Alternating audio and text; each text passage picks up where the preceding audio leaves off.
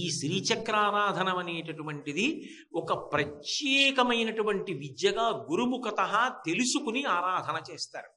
అంత శక్తివంతమైనటువంటి ఆరాధన శ్రీచక్రార్చన. ఆ శ్రీచక్రమునందు ఆమె తిరుగుతూ ఉంటుంది. శంకరాచార్యుల వారు ఈ శ్రీచక్రం వేయడం అనేటటువంటి దాంట్లో ఎంత స్థాయికి వెళ్ళారంటే, కాంచి పృథివీ క్షేత్రం, అందుకే కామాక్షి ఎదురుగుండా వేశారు. కానీ జంబుకేశ్వరంలో అమ్మవారు అఖిలాండేశ్వరి అప్పుక్షేత్రంలో ఉంది.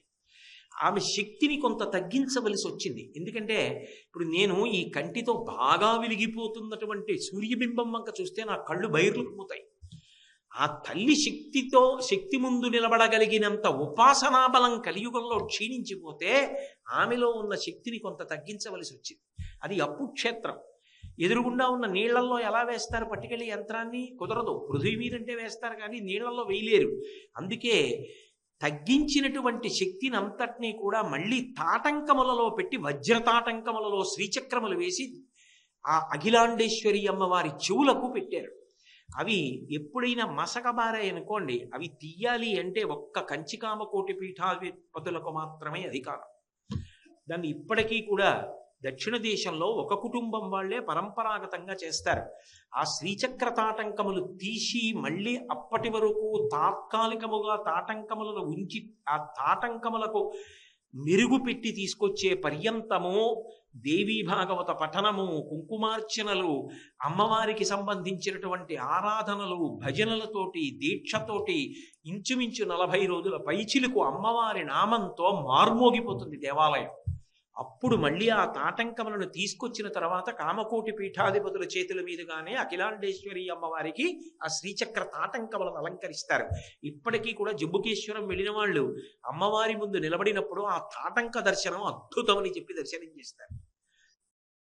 షట్చక్రాంతర సంస్థితాం వరసుధాం షడ్యోగినీ వేష్టితాం షట్చక్రాంచిత పాదుకాంచిత పదాం షడ్భావగాం షోడశీం శ్రీశైలస్థలవాసినీం భగవతీం శ్రీమాతరం భావయే అంటారు ఇవాళ శంకర భగవత్పాదులు. ఇది ఒక వరుస కూర్పు. ఈ శ్లోకంలో ఆయన గొప్ప యోగ రహస్యాలు కొన్నింటిని పేర్కొంటున్నారు. ఆ భ్రమరాంబ ఎవరో కాదు, ఆమె సాక్షాత్తుగా షట్చక్రాంతర సంస్థితాం అంటున్నారు. ప్రతి వారిలో కూడా 6 చక్రములు ఉంటాయని, ఆ 6 చక్రములనే 6 కమలములు, షట్కమలములు అని పిలుస్తారు.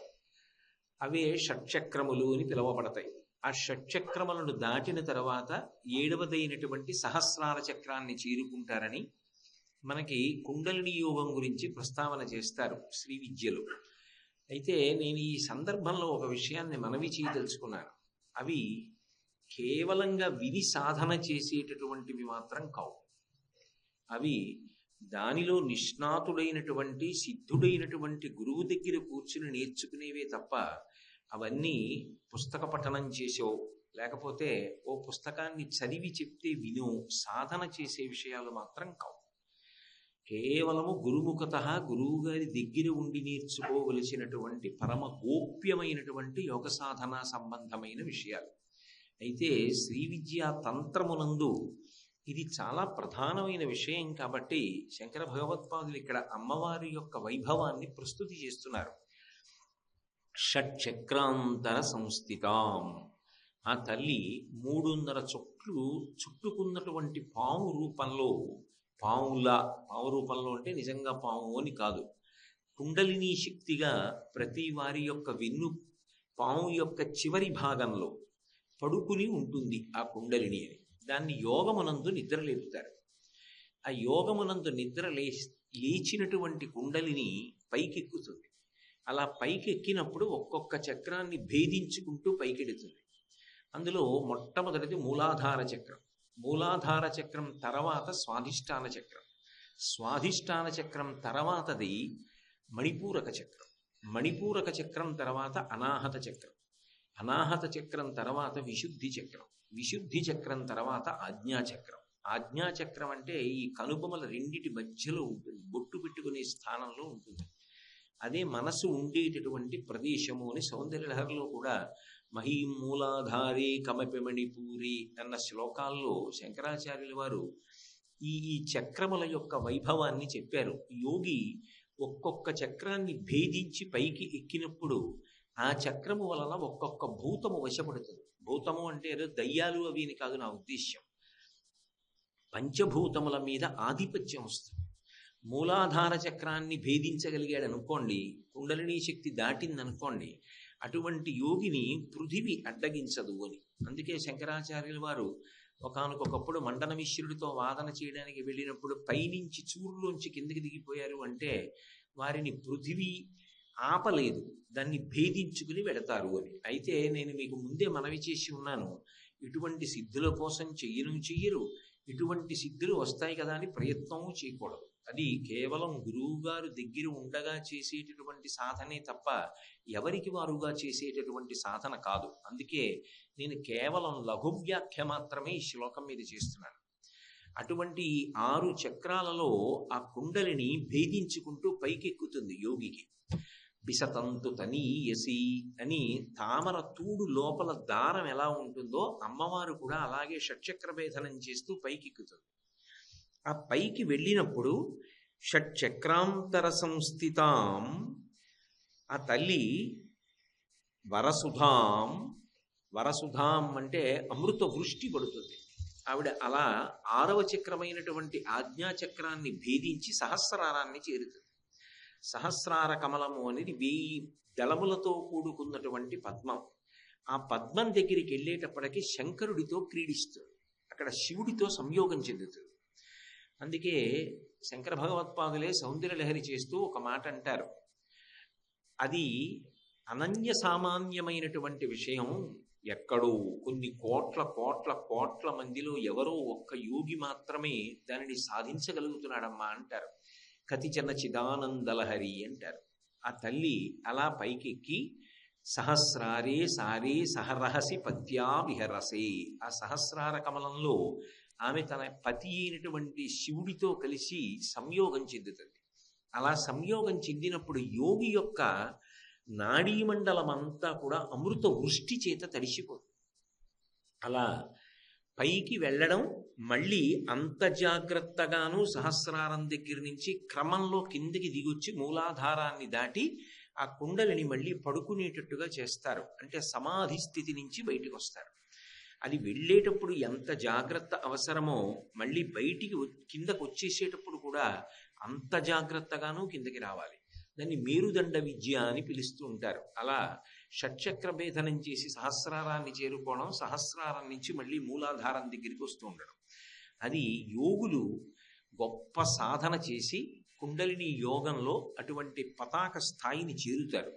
కాబట్టి వరసుధాం ఆ తల్లి అలా పైకి ఎక్కినప్పుడు అమృత వృష్టిని కురిపిస్తుంది. యోగి యొక్క నాడీమండలం అంతా అమృతంతో తడుస్తుంది. అదిగో ఆ స్థితిని చెప్పడానికి అమృత వర్షమును కురిపించగలిగినటువంటి తల్లివి. కాబట్టి వరసుధాం షడ్యోగిని వేష్టితాం, షట్చక్రములను భేదించుకుంటూ ఆవిడ పైకి ఎడుతున్నప్పుడు ఒక్కొక్క చక్రం దగ్గర ఒక్కొక్క యోగిని దేవత పరివేష్టించి ఉంటుంది. మీరు ఈ విషయాలన్నీ కూడా లలితా సహస్రనామ స్తోత్రంలో కూడా ఉంటాయి. అందుకే ఆ లలితా సహస్రనామం చదువుకున్నప్పుడు మీకు దీనికి సంబంధించిన విషయాలన్నీ కనపడతాయి. మూలాధారైక నిలయ అంటూ మూలాధార చక్రంలో ఎలా ఉంటుంది, ఈ విషయాలన్నీ కూడా చెప్పబడి ఉంటాయి. అందులో మూలాధార చక్రం దగ్గర నుంచి వరుసగా చూస్తే సాకిని, అలాగే కాకిని, లాకిని, రాకిని, ఢాకిని, హాకిని అని పేరు కలిగినటువంటి 6 యోగిని దేవతలు 6 చక్రములలో ఉంటారు.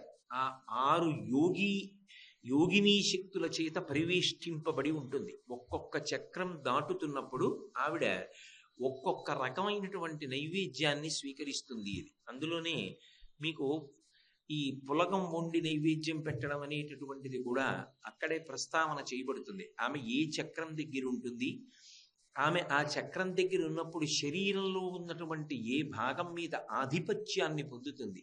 మధ్యా సంస్థ హంసవతి ముఖ్య శక్తి సమన్విత అంటూ ఒక్కొక్కసారి ఆమె ఎముకలో ఉన్నటువంటి గుజ్జుకి అధిష్టానం అవుతుంది. ఒక్కొక్కసారి త్వక్స్థ చర్మం మీద అధిష్టానం అవుతుంది.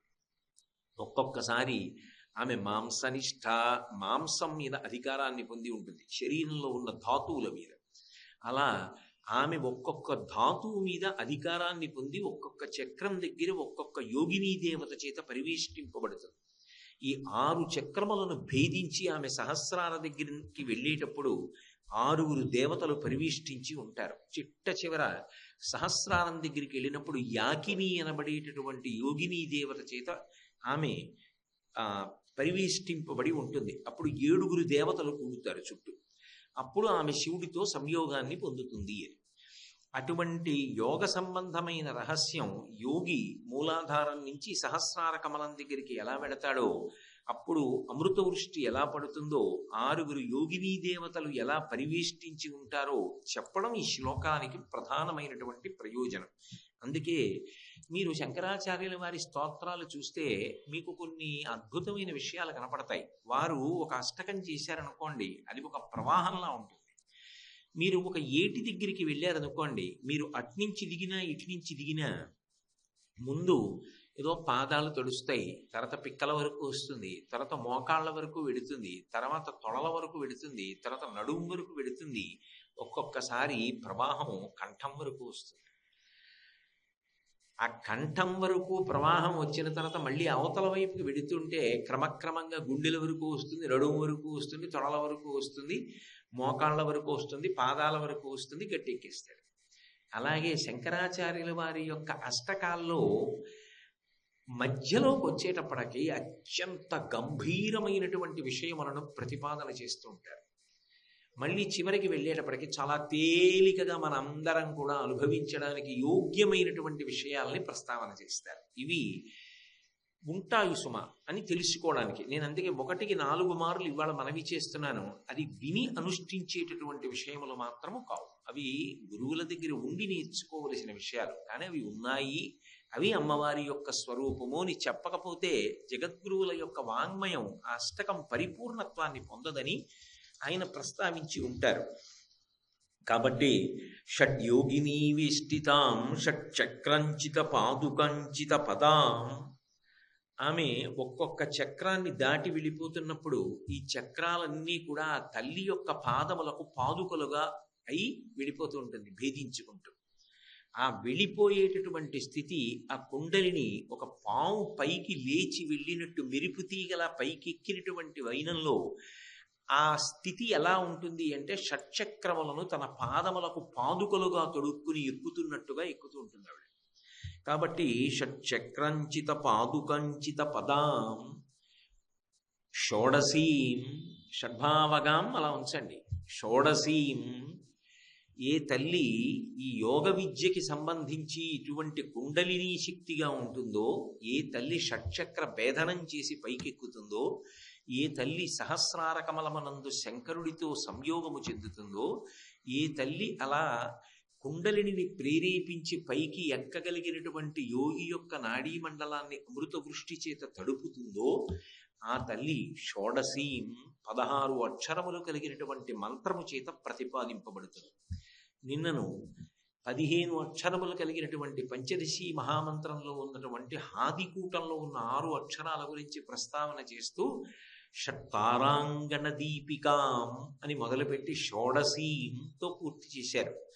6తో మొదలుపెట్టి 16తో పూర్తవుతోంది. 16 కళలతో ఉన్నటువంటి పూర్ణిమా చంద్రబింబల్లా ఉంటుంది ఆవిడ ముఖం.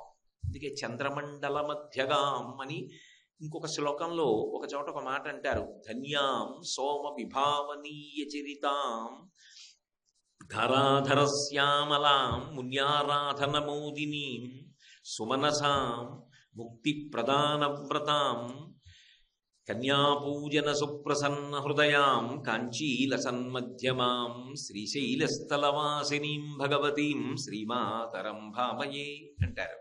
సోమవిభావనీయ చరితాం, ఆమె చంద్రమండల మధ్యంలో ఉండి ఉపాసింపబడుతుంటుంది. కాబట్టి ఆమె షోడసి 16 కళలతో ఉంటుంది. 16 అక్షరములు కలిగినటువంటి మంత్రము చేత ప్రతిపాదింపబడుతుంది. షడ్భావగాం, ఆ తల్లి అలా కుండలిని శక్తిగా ఉండి దానిని భేదించి పైకెక్కినటువంటి యోగికి కానీ జ్ఞానయోగము ద్వారా ఆమె అనుగ్రహాన్ని పొందడానికి ప్రయత్నించిన వాడికి కానీ, భక్తి యోగము ద్వారా అనన్య భక్తితో ఆమెని సేవించినప్పుడు కానీ ఫలితము మాత్రం ఒక్కటే. మీకు తేలికగా అర్థం అవడానికి నేను ఒక ఉదాహరణ ప్రయోగిస్తాను, మీరు పట్టుకుంటారు. కాకినాడ రావాలనుకుని మీరు సామర్లకోటలో ఏదో ఒక రైలు దిగారనుకోండి, కాకినాడ ఎలా వెళ్ళవచ్చండి అని అడిగారనుకోండి, మీ దగ్గర డబ్బులు ఉంటే కారు తీసుకుని వెళ్ళవచ్చు ఒక మార్గం. అంత డబ్బులు లేకపోతే ఆటోలో వెళ్ళవచ్చు ఒక మార్గం. అంత డబ్బులు కూడా లేకపోతే బస్సులో వెళ్ళవచ్చు ఇంకొక మార్గం. అలా వెళ్ళొచ్చో వెళ్ళకూడదో తెలియదు, కానీ ఇక్కడెక్కడో ఎప్పుడో ఎవరో ఓ మాట అన్నారు, ఇక్కడి నుంచి ఓ సొరంగం ఉంది, ఆ సొరంగంలో వెడితే కాకినాడ చేరుతారని. కానీ ఆ సొరంగంలో వెళ్ళి వచ్చిన వాళ్ళని నేను చూడలేదు. ఆ సొరంగంలో కూడా వెళ్ళవచ్చు. సొరంగంలో వెళ్ళినా కాకినాడ చేరుతారు, ఆటోలో వెళ్ళినా చేరుతారు, కారులో వెళ్ళినా చేరుతారు, బస్సులో వెళ్ళినా చేరుతారు. మీ శక్తిని బట్టి ఉపాసన ఉండాలి. శక్తి లేని దానికి ఆకర్షణీయంగా కనపడింది కదా అని మాత్రం సొరంగ ప్రవేశం చేయకూడదు. మీకు అర్థమైందని నేను అనుకుంటున్నాను. కాబట్టి ఆ తల్లి షోడశీ, ఏ మార్గంలో మీరు వెళ్ళినా కాకినాడే చేరుతారు. అలాగే ఆ తల్లి ఏం చేస్తుంది అంటే షడ్భావములను తీసేస్తుంది. మాయ అన్న మాటకు అర్థం ఏమిటంటే, మనిషి క్యారుమని ఏడ్చి అమ్మ కడుపులోంచి బయటికి వచ్చిన దగ్గర నుంచి మళ్ళీ శరీరమును విడిచిపెట్టేసే పర్యంతము కూడా ఈ 6 భావములలో ఒక భావము సత్యమనేటటువంటి రూఢము చేసుకుని దాని యందు నిలబడి ఉంటాడు. మొదటిది పుట్టినది. ఆ భావము మనం ఇప్పుడు అభివ్యక్తం చేయడం, అనుభవాన్ని చెప్పడం సాధ్యం కాదు.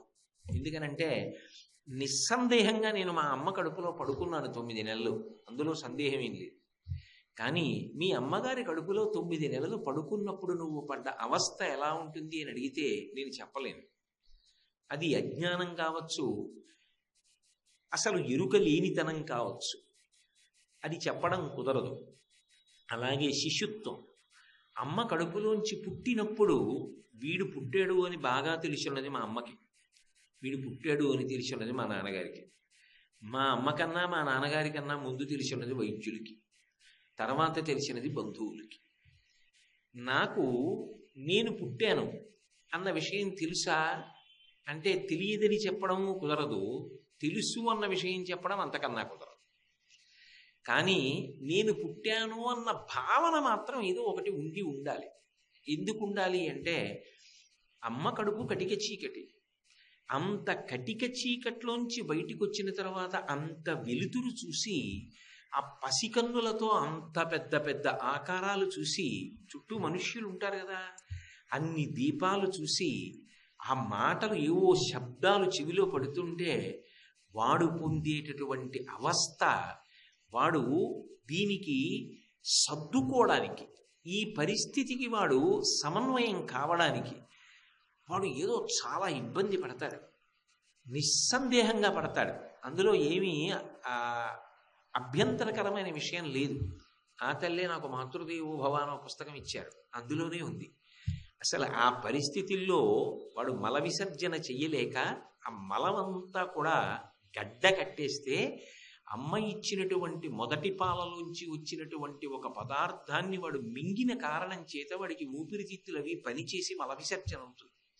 అంటే పుట్టినది, నేను పుట్టాను భావన ఉన్నది. పుట్టినది భవతి ఉన్నది. మృత శిశువు జనించింది అనుకోండి, ఉన్నది అని ఎలా అంటారు మీరు? కాబట్టి పుట్టినది ఉన్నది, అదొక భావన. నేనున్నాను. ఈ ఉన్నది మార్పు చెందినది. ఆ శరీరం అనేకమైనటువంటి మార్పులను పొందుతుంది. బలిష్టంగా తయారవుతుంది, మెత్తగా ఉన్న ఎముకలు గట్టిగా తయారవుతాయి, పెరిగి పెద్దవాడు అవుతూ ఉంటాడు. శరీరమునందు రోమకళలో మార్పు వస్తుంది. దిలీప్ మహారాజ్ గారు చెప్పినట్టు గుండెల మీద కొడుక్కి వెంట్రుకలు వచ్చాయి, ఇంకా నాకు వాడికి అవరాజ్య పట్టాభిషేకం చేయొచ్చు అన్నాడు. అలాగా శరీరంలో మార్పులు వస్తాయి. పెరిగినది, తర్వాత తరిగినది, ఇంత పెరిగినటువంటి శరీరం మెల్లిగా తరిగిపోవడం మొదలెడుతుంది, శుష్కించిపోయి వడబడలాడిపోతుంది. మార్పు చెంది తరిగినది. అలా తరిగి ఆఖరికి ఏమైపోతుందంటే, అయ్య బాబా అంతెత్తున అలా ఉండేవారు అజానబాహుల ఆయనైనా అంటారు. బియ్యం సోలంత అయిపోతాడు. అయిపోయి తర్వాత ఏమైపోయాడు? నశించినది. ఆ శరీరం ఉండదు. ఆ శరీరము బ్రహ్మాండమునందు కలిసిపోతుంది. మిగిలిపోయేది ఏమైనా ఉంటే సంపాదించుకున్న కీర్తి కానీ సంపాదించుకున్న అపకీర్తి కానీ, ఈ రెండింటిలో ఏది నువ్వు సాధించగలిగావో అదొక్కటే మాత్రం మిగిలిపోతుంది. అందుకే కీర్తి శరీరుడు అంటారు. నాకు ఇప్పటికీ వెంకటాచలం వెడితే అనిపిస్తూ ఉంటుంది. ఆ వైకుంఠం క్యూ కాంప్లెక్స్లో నడుస్తుంటే ఘంటసాల గారి భగవద్గీత వినపడుతుంటే, మహానుభావుడు శరీరాన్ని విడిచిపెట్టి ఎన్ని సంవత్సరాలైందో, వెంకటరమణుడు ఆయనే కదా కృష్ణుడు, వేదోద్ధారణ మందరాభరణ పృథ్వీధర్మ నిర్మాణ ప్రహ్లాదత్రాణ బలిప్రతారణ నృపాహంకార నిర్వాపణ వైదేహీరమణ ధనంజయ జయ వ్యాపార పారీణ క్షోణీ దివ్యత్కరుణ తమోహరణ తండ్రి వెంకటేశ ప్రభో అని అయినప్పుడు ఆయన ఘంటసాల గారి భగవద్గీత వింటూ పద్మావతీదేవి వంక తిరిగి ఎంత గంభీరంగా చెప్పాడో చూడా, యుద్ధం గురించి వాటి గురించి. నేను ఇలా చెప్పుంటానని ఊహించి అలా చెప్పాడు అని ఆయన కూడా విని నచ్చబట్టే కదా ఇన్ని మాటలు ఇప్పటికీ వేయించుకుంటున్నాడు. ఆ శరీరం వెళ్ళిపోయింది. ఆ కంఠంలోంచి అప్పుడు వచ్చినటువంటి శబ్దం అలా ఉండిపోయి ఇప్పటికి వెంకటేశ్వరుడు వింటున్నాడు. శరీరం ఉండగా ఆయన చేసుకున్న సాధనా బలం కదూ. మహానుభావుడు ఎంత కష్టపడ్డాడు. ఆయనే సుఖపడి సంగీతం నేర్చుకున్నది లేదు. విజయనగర వీధులలో ఉత్తరీయం పట్టుకుని ఇంటి ముందుకు వెళ్ళి మాధవ కబళం అడిగితే ఒక తల్లి ఆవకాయ వేసి, ఒక తల్లి పులిచేసి, ఒక తల్లి అన్నం వేస్తే అన్నీ కలిసిపోతే చెరువు గుడ్డుకు వెళ్ళి ఉత్తరీయం పరుచుకుని అన్నీ కలిసిపోయినవి తిని ఉత్తరీయం కడుక్కుని హనుమ దేవాలయంలో పడుకుని సంగీతం నేర్చుకున్నారు. కానీ ఎంత కీర్తిని సంపాదించుకున్నారు. ఆఖరికి మిగిలేది ఏమైనా ఉంటే అదొక్కటే మిగులుతుంది. అందుకే కీర్తి శరీరుడు, కీర్తి శేషుడు అంటారు. ఈ 6 భావములు నిజానికి ఇవి 6 భావముల యందు మార్పు చెందినది మార్పు చెందుతోంది. కానీ అసలు ఈ మార్పు చెందుతున్న దానికి ఆధారభూతమై మార్పు చెందనది ఒకటి ఉన్నది.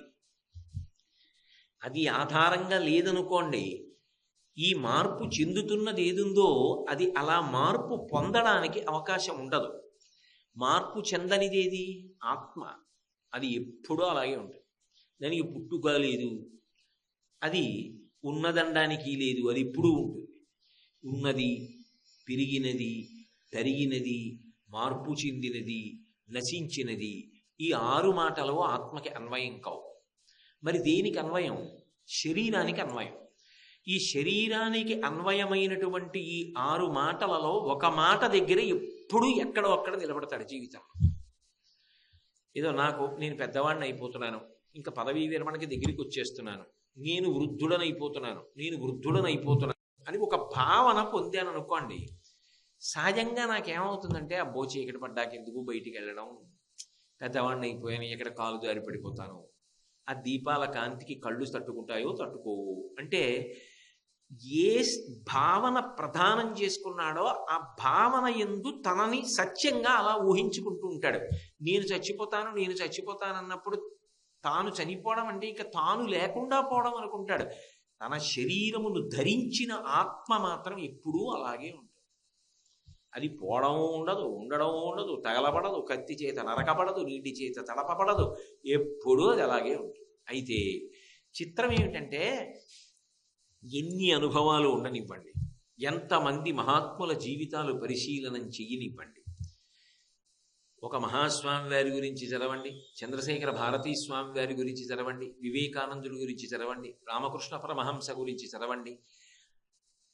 మాయా అన్నదానికి ఉన్న గొప్పతనం ఏమిటంటే, ఏది పరమ అసత్యము అని నిరూపణం అవుతూనే ఉందో అదే సత్యము అని నమ్ముతుంటాడు. ఇదే సత్యము, ఈ శరీరం ఉండాలి.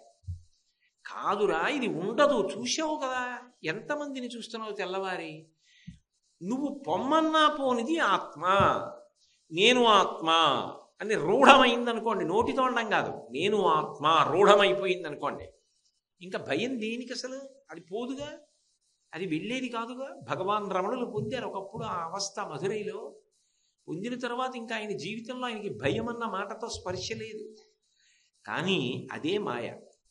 ఆ మాయలో ఆవిడ తిప్పుతూ ఉంటుంది. ఆ తిప్పడంలో ఏం చేస్తాడంటే, ఆ భయం, ఆ ఉద్వేగం, ఆ ఓపిక, యవ్వనంలో ఉన్నప్పుడు నేను ఇప్పుడు సంపాదించుకోవద్దా, నేను ఇప్పుడు సుఖపడద్దా, గాడి తప్పడం అంతా అక్కడే ఉంటుంది. అయిన తరువాత మిగిలిన సమయాల్లో చింత. చితి ఒకసారి కాలుస్తుంది, చింత నిరంతరం కాలుస్తుంది. ఈ 6 భావముల యందు తిరుగుతుండడంలో ఏం చేస్తాడంటే, ఈ భావమునకు మళ్ళీ పిలకలు వస్తాయి. చూడండి, కంద పిలకకి పిలకలు వస్తాయి, అరటికి పక్కన పిలకలు వస్తాయి, అలా పిలకలు వస్తాయి. ఏమిటి పిలకలు అంటే, ఏదో మార్పు చెందినది, ఉన్నది, పెరిగినది. నేనిప్పుడు యవ్వనంలో ఉన్నాను, నేను ఇప్పుడు మంచి ప్రౌఢంగా ఉన్నాను, శక్తితో ఉన్నాను అన్నాడు అనుకోండి.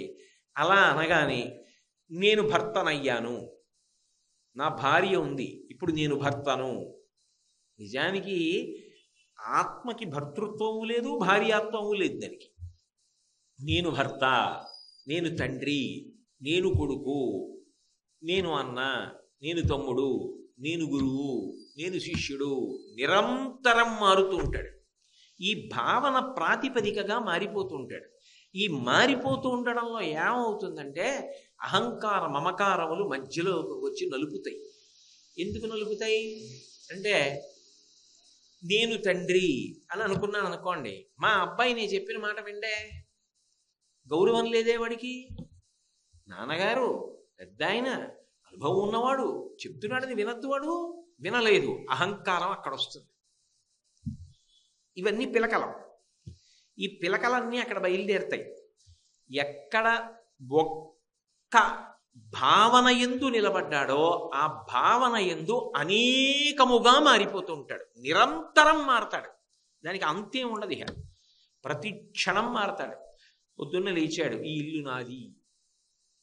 నిజానికి ఒకటి చెప్పనా, వశ్యం అంటారు సంస్కృతంలో.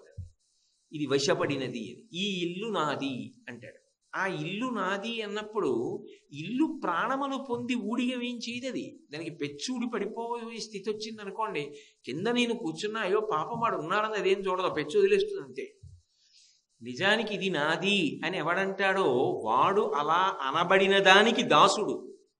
ఈ ఇల్లు నాది అన్నాను అనుకోండి, దానికి బూజడితే బెంగ దులుపుకోవాలి, మట్టి అడితే బెంగ కడుక్కోవాలి, దుమ్ము పడితే బెంగ సున్నం వేసుకోవాలి, ఏ మరమ్మత్తు వచ్చినా చేసుకోవాలి. ఎందుకంటే దానికి నువ్వు వశపడ్డావు. నిజానికి అది నీకు వశపడింది ఏం లేదు. అది వశపడితే అయ్యో పాప ఆయన ఏమైనా అనుకుంటాడు, బాగుండదు, దుమ్ము పడితే దులుపుకుందా, స్నానం చేసిందా, అదేం ఉండదు. నాది నాదని ఎన్ని మాటలు అంటున్నావో అన్ని మాటలు నువ్వు దానికి వశపడుతున్నావు, సేవకుడు అయిపోతున్నావు.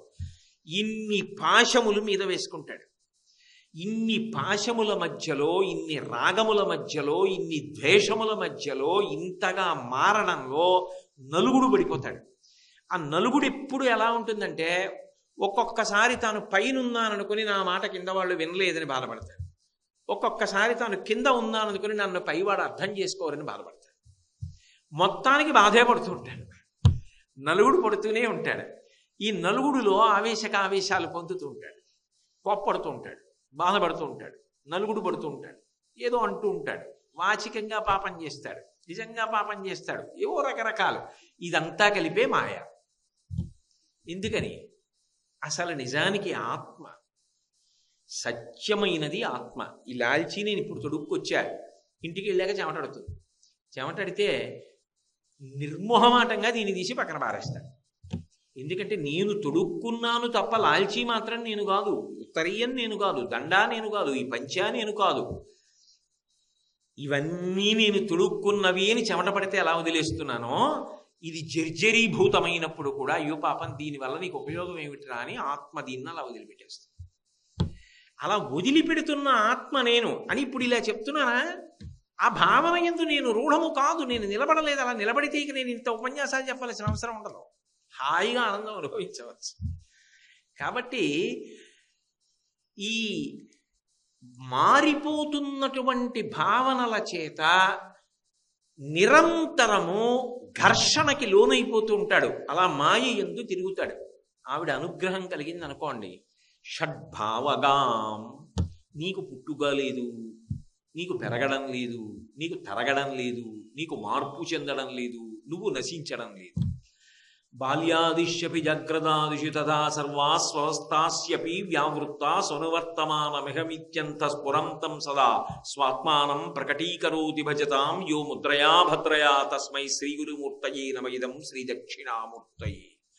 లోపలి ఆత్మకి బాల్యము లేదు, యవ్వనము లేదు, కౌమారము లేదు, వార్ధక్యము లేదు, పుట్టుక లేదు, మరణము లేదు, ఎప్పుడు లేదు, అది అలాగే ఉంది.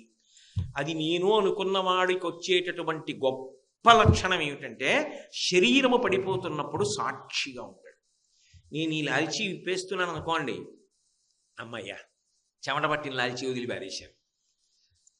రమణ మహర్షి మాటల్లో చెప్పాలి అంటే, కూలికి కట్టెల మోపు ఎత్తుకుని వస్తున్నవాడు ఉన్నాడు అనుకోండి, ఇంటికి తీసుకెళ్తున్న యజమాని అదిగో అక్కడే ఇల్లు అంటాడు. కట్టెలు ఎత్తుకున్నవాడేమంటాడు, ఇంకా ఎక్కడండి ఇల్లు, ఇంకా ఎక్కడండి అంటాడు. ఎంత తొందరగా ఇల్లు వస్తే బరువు అంత దింపేసుకుందామని. జ్ఞాని ఇది నేను కాదు కానీ పడగొట్టడు, తనంత తాను చంపకూడదు. ఆత్మ నేను, దాని చేత ధరింపబడింది. ఒకవేళ ఇది పడిపోతోంది అనుకోండి, తాను ఆత్మగా పడిపోతున్న శరీరానికి సాక్షిగా నిలబడి చూస్తాడు. అమ్మయ్యా విడుదల పొందారని ఆనంద భాష్పాలు పొందుతాడు భగవాన్ రమణుల. కానీ అది నోటితో చెప్పినంత తేలిక మాత్రం కాదు. అది ఎందుకు వస్తుంది? ఆ జ్ఞానము దేని వలన పొందుతారు? జీవన్ముక్తులు అంటారు. వాళ్ళు మోక్షమును పొందిన వారే. మోక్షం అంటే చచ్చిపోయిన తర్వాత వస్తుంది అనుకోకూడదు. జీవన్ముక్తుడు అంటే బ్రతికుండగానే ఆ జ్ఞానమును పొంది నేను ఆత్మ అని రూఢము చేసుకుని నిలబడినవాడు. అటువంటి వారికి శరీరం పడిపోయిన తర్వాత వారు విదేహ మోక్షం పొందారు అంటారు. ఆ జీవన్ముక్త స్థితి ఎప్పుడు వస్తుంది అంటే, నేను ఆత్మ తప్ప ఈ శరీరము నేను కాదు అన్న సత్యమునందు అనుభవపూర్వకంగా నిలబడితే ఆ తర్వాత అసలు ఈ భావములకు అవకాశము లేదు. భావమునకు అవకాశము లేనప్పుడు అసలు ఘర్షణ లేదు. ఘర్షణ లేనప్పుడు తాను శాంతిగా ఉంటాడు. అదిగో అలా చెయ్యగలిగిన తల్లి ఎవరు, అలా అనుగ్రహించగలిగిన తల్లి ఎవరు అంటే, ఏ తల్లి మాయలో తిప్పుతోందో ఆ తల్లే మాయ నుంచి బయటికి తీసుకురావాలి. అందుకే ఆ తల్లి షడ్భావగా ఈ 6 భావముల నుండి విడుదల ఇవ్వగలిగినటువంటి తల్లి, సత్యమునందు ఊంచుకునేటట్టుగా చెయ్యగలిగిన తల్లి ఆమెయే. ఎందుకని అంటే కదలికలన్నీ ఆవిడ, కదలిక లేని స్థితి శివుడు. కదిలి కదిలి కదిలి కదిలి కదిలి కదిలి ఎక్కడికి వెళ్ళాలి అంటే ఇంకా కదలిక లేని స్థితికి వెళ్ళాలి. సత్యం అంటే ఇంకా ఏ కదలిక లేదు. స్థాణు ధర్మం కదలిక, ఆవిడ ధర్మిణి, ధర్మవర్ధిని. కదలికలన్నీ ధర్మము చేత కట్టబడాలి. శాస్త్రం ఎలా పేర్కొందో అలా ప్రవర్తించగా ప్రవర్తించగా ప్రవర్తించగా కట్లు ఊడిపోయి ఇక కదలిక లేని స్థితిని పొందుతాడు. కదలిక లేని స్థితి అంటే తాను ఆత్మగా నిలబడతాడు. ఆ స్థితిని ఇవ్వగలిగిన తల్లి ఎవరు? ఆమెయే. ఆమె ఉపాసన వలన ఆమె అనుగ్రహించి శివశక్త్యైక్యరూపిణి లలితాంబిక నిన్ను శివుణ్ణి చేస్తుంది. పాశములను కోసేసి చిట్ట చివరికి పశుపతి యందు కలిపేస్తుంది. అందుకే సౌందర్యలహరి చేస్తూ శంకరాచార్యులు వారు ఒక మాట అంటారు, చిరంజీవన్నేవ క్షపిత పశుపాశ వ్యతికర పరానందాభిక్యం రసయతి రసం తద్భజనవా.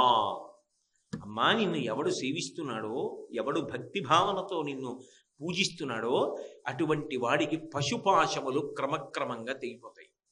తెగిపోయి వాడు ఈ భావముల నుండి వినిర్ముక్తుడై సత్యమై కదలిక లేని యథార్థమైన ఆత్మ నేను అన్న అనుభవంలోకి వెడతాడు. అదే జీవన్ముక్త స్థితి. అది ఇవ్వగలిగిన తల్లి.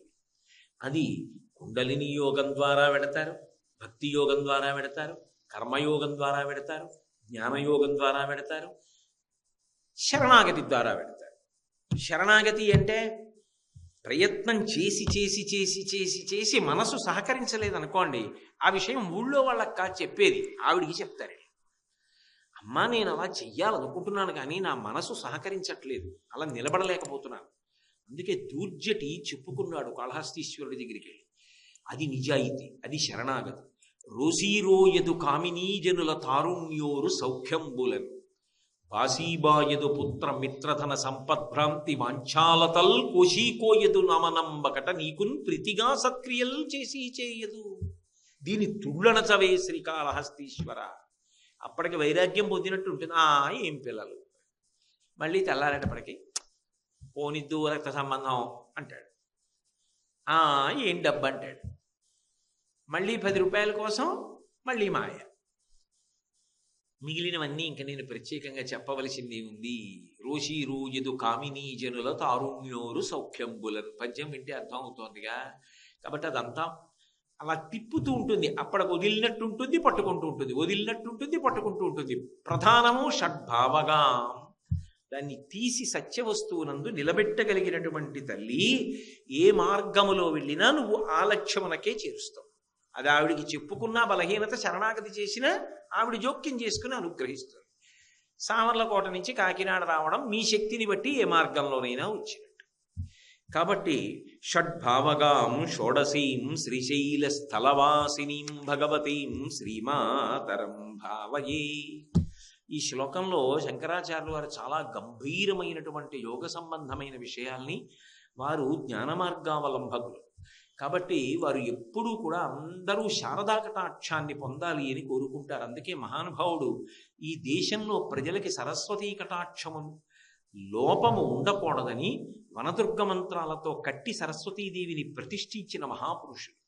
అటువంటి శంకర భగవత్పాదులకి అత్యంత ప్రీతిపాత్రమైన పేరు శారద. శారద అంటే ఆయనకి ఎంతో ప్రీతి. ఎందుకంటే సరస్వతీ కటాక్షం శారద. ఇవి శారదా నవరాత్రులు అయినప్పుడు వారు జ్ఞానం గురించి మాట్లాడరు, విడుదల గురించి మాట్లాడరు. అందుకని అమ్మవారి గురించి మాట్లాడుతున్నారు కాబట్టి కుండలిని యోగం దగ్గర నుంచి చరమ ప్రయోజనం వరకు ఆమె అనుగ్రహము ద్వారా మనము ఎలా విడుదలను పొందుతామన్న విషయాన్ని ఆ శ్లోకంలో ప్రతిపాదన చేశారు. తరువాత అంటారు, శ్రీనాథాధృతపాలిత త్రిభువనాం శ్రీచక్ర సంచారిణీం గానాసక్త మనోజ్ఞ యవ్వనల సద్గంధర్వ కన్యామృతాం దీనానామతివేల భాగ్యజననీం దివ్యాంబరాలంకృతాం శ్రీశైలస్థలవాసినీం భగవతీం శ్రీమాతరం భావయే. శ్రీనాథాధృతపాలిత త్రిభువనాం. మహానుభావుడు శంకర భగవత్పాదులు అంటే ఆయనకి ఒక్కొక్క మాట ఆయన వేశారు అంటే అజ్ఞానం అనేటటువంటి అడవిని కాల్చేస్తారు.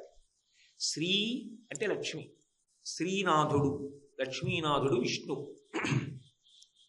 విష్ణువు చేత ఆదరింపబడినటువంటి ఈ భువనములనన్నింటినీ పరిపాలిస్తున్నదానా. స్థితికర్త అంటాం. విష్ణువుకి స్థితికర్త అని పేరు. సృష్టికర్త, స్థితికర్త, ప్రళయకర్త అని 3 మూర్తులు. అయితే ఈ 3 మూర్తులు చేసేటటువంటి ఏ పైనికైనా ప్రాతిపదిక మాత్రం కారుణ్యమే, దయ. దయతో చేస్తారు. బ్రహ్మగారు శరీరం ఎందుకు ఇస్తాడంటే, ఒరే ఈ శరీరం పుచ్చుకుని నువ్వు చేసిన పాపాన్ని పోగొట్టేసుకో. శరీరం లేదనుకోండి, బాధ ఎలా పడతారు? నేను మానసికంగా బాధపడిపోతానండి అంటే కుదరదు, అనుభవించాలి. ఏదో నేను గతంలో ఓ కుక్క మోకాళ్ళ మీద కొట్టాను అనుకోండి, అది బతికున్నన్నాళ్ళు కాళ్ళు ఈడుస్తూ బతికింది. ఆ పాపం ఎలా పోవాలి? ఈ జన్మలో నాకు మోకాళ్ళ నొప్పులు వస్తే పోతుంది, ఆ పాపం పోయింది. అందుకే ఇప్పటికీ పంతులు గారు దారి పడిపోయారండి, కాళ్ళు నొప్పి చేసిందంటే అయ్యో పాపం అంటారు. అంటే ఏ జన్మలో ఎప్పుడు ఎవరు దారి పడిపోయేటట్టు కొట్టి పాపం చేశాడో ఇప్పుడు దారిపడి ఆ పాపం పోగొట్టుకుంటున్నాడు అని దాని అర్థం. అందుకని అయ్యో పాపం అంటుంటారు. కాబట్టి ఆమె శరీరమును ఇస్తోంది సృష్టికర్త ద్వారా. సృష్టికర్త్రి బ్రహ్మరూప. ఆమె శరీరమును ఇచ్చినప్పుడు దయతో ఇస్తోంది. చేసిన పాపాన్ని పోగొట్టుకో, కొత్తగా పుణ్యం చేసుకో. ఇప్పుడు ఈ శరీరంతో ప్రత్యేకించి మనుష్య జన్మలో నీకు మాట ఇచ్చాను, ఈ మాటతో పుణ్యం చేయి. చేతులు ఇచ్చాను, 10 మందికి ఉపకారం చేయి. మనసు ఇచ్చాను, మంచి భావనలు చేయి. వీటితో పుణ్యం చేసుకో. చేసిన పాపాలు దుఃఖం రూపంలో పోగొట్టుకో. భరించలేనంటావా? భక్తితో ఉన్నావు కాబట్టి నేను జోక్యం చేసుకుని పాము కరవ్వలసిన దాన్ని చీమతో కరిపించి తగ్గిస్తాను. పట్టుకెళ్ళి అదే పనిగా పువ్వులు వేసేస్తాను, తులసిమాలలు వేసేస్తాను, బయటకు వచ్చి తప్పుడు పనులు అన్నీ చేసేస్తానంటే కాదు ఆవిడ వశపడేది. లోపలి మార్పుని చూస్తూ, అది ధర్మం. అందుకే సృష్టికర్త్రి శరీరం ఇవ్వడంలో ఆమెకి కారుణ్యం, స్థితి నిలబెట్టడంలో, ఆ శరీరాన్ని పోషించడంలో, పెరిగేటట్టు చెయ్యడంలో, ఉంచడంలో కారుణ్యం. వృద్ధాప్యం వచ్చేసి జర్జరీభూతం అయిపోయింది అనుకోండి, ఇక ఆ శరీరము సహకరించదు, దానితో ఆయన ఏమీ చేయలేడు. అటువంటప్పుడు ఆ శరీరంతో నువ్వేం చేసుకోలేవురా, ఇంకా దీనితో అంట కాగుతానంటావు. అందుకే సనాతన ధర్మమునందు మృత్యువు దేవత. ఆవిడికి వ్రతాలు పూజలు లేకపోయినా ఆవిడ దేవతే, ఆవిడేం దయ్యం కాదు. ఎందుకని అంటే, ఓరి పిచ్చాడా, ఇంకా ఇందులో కూర్చుని ఏం చేస్తావురా, ఎన్నాళ్ళు చేస్తారు, నువ్వు ఈ గదిలో ఉన్నావు కాబట్టి తెలియట్లేదు, బయట చూడు ఎలా విసుక్కుంటున్నారో, అబ్బాయి ఇంకా పాపం ఇలా ఎన్నాళ్ళు ఉంటాడో అంటున్నారు, అన్నీ ఉట్టిది, నువ్వు వెళ్ళిపోతే వాళ్ళ పనులు వాళ్ళు చేసుకోవచ్చని అని విడిపించేస్తుంది శరీరం నుంచి. కొత్త శరీరం ఇస్తానులే నీకు అని. కాబట్టి ఆవిడ మృత్యు దేవత. ప్రళయము అంటే శరీరములు పడగొట్టడమే కాదు శివుడి పని, జ్ఞానం ఇవ్వడం ఆత్యంతిక ప్రళయం.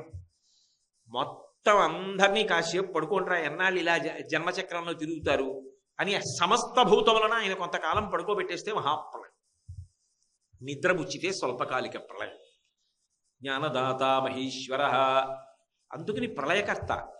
ఏది చేసినా దయతో చేస్తాడు భగవంతుడు. అటువంటప్పుడు ఈ భువనములనన్నిటినీ కూడా నిలబెడుతూ ఉంటాడు విష్ణుమూర్తి. ఆయన చేత ఆదరింపబడి ఉంటాయి. ఈ ఆదరింపబడినటువంటి ఈ భువనములు ఏ ఉన్నాయో వాటిని నువ్వు పరిపాలిస్తున్నావు. ఏమిటి దాని అర్థం అంటే, యథార్థమునకమ్మా ఆ స్థితికర్త అయినటువంటి విష్ణువుని పురుషస్వరూపంగా చెప్తే విష్ణువు, అదే విష్ణువుని స్త్రీ స్వరూపంగా చెప్తే నువ్వు. అందుకే ఇద్దరూ అవతార స్వీకారం చేస్తారు, ఇద్దరూ రాక్షస సంహారం చేస్తారు, ఇద్దరూ ధర్మాన్ని నిలబెడతారు.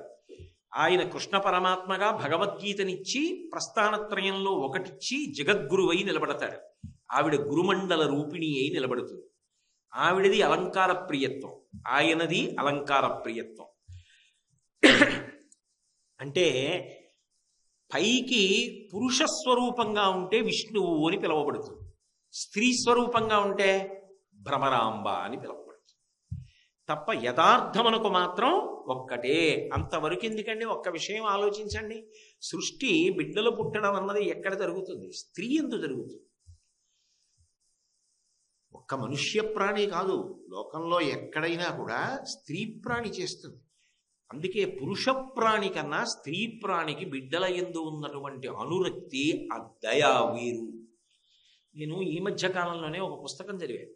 ఆ పుస్తకంలో ఒక అద్భుతమైన విషయం రాశారు. నేను ఆ పుస్తకం చదవగానే చదువుకుంటున్న వాడిని మూసేసి, చదువుకుంటున్న బల్ల మీద పెట్టేసి గబగబా వంటింట్లో ఉన్న మా ఆవిడ దగ్గరికి వెళ్ళి చెప్పాను, నేను ఎంత అద్భుతమైన విషయం చదివానో.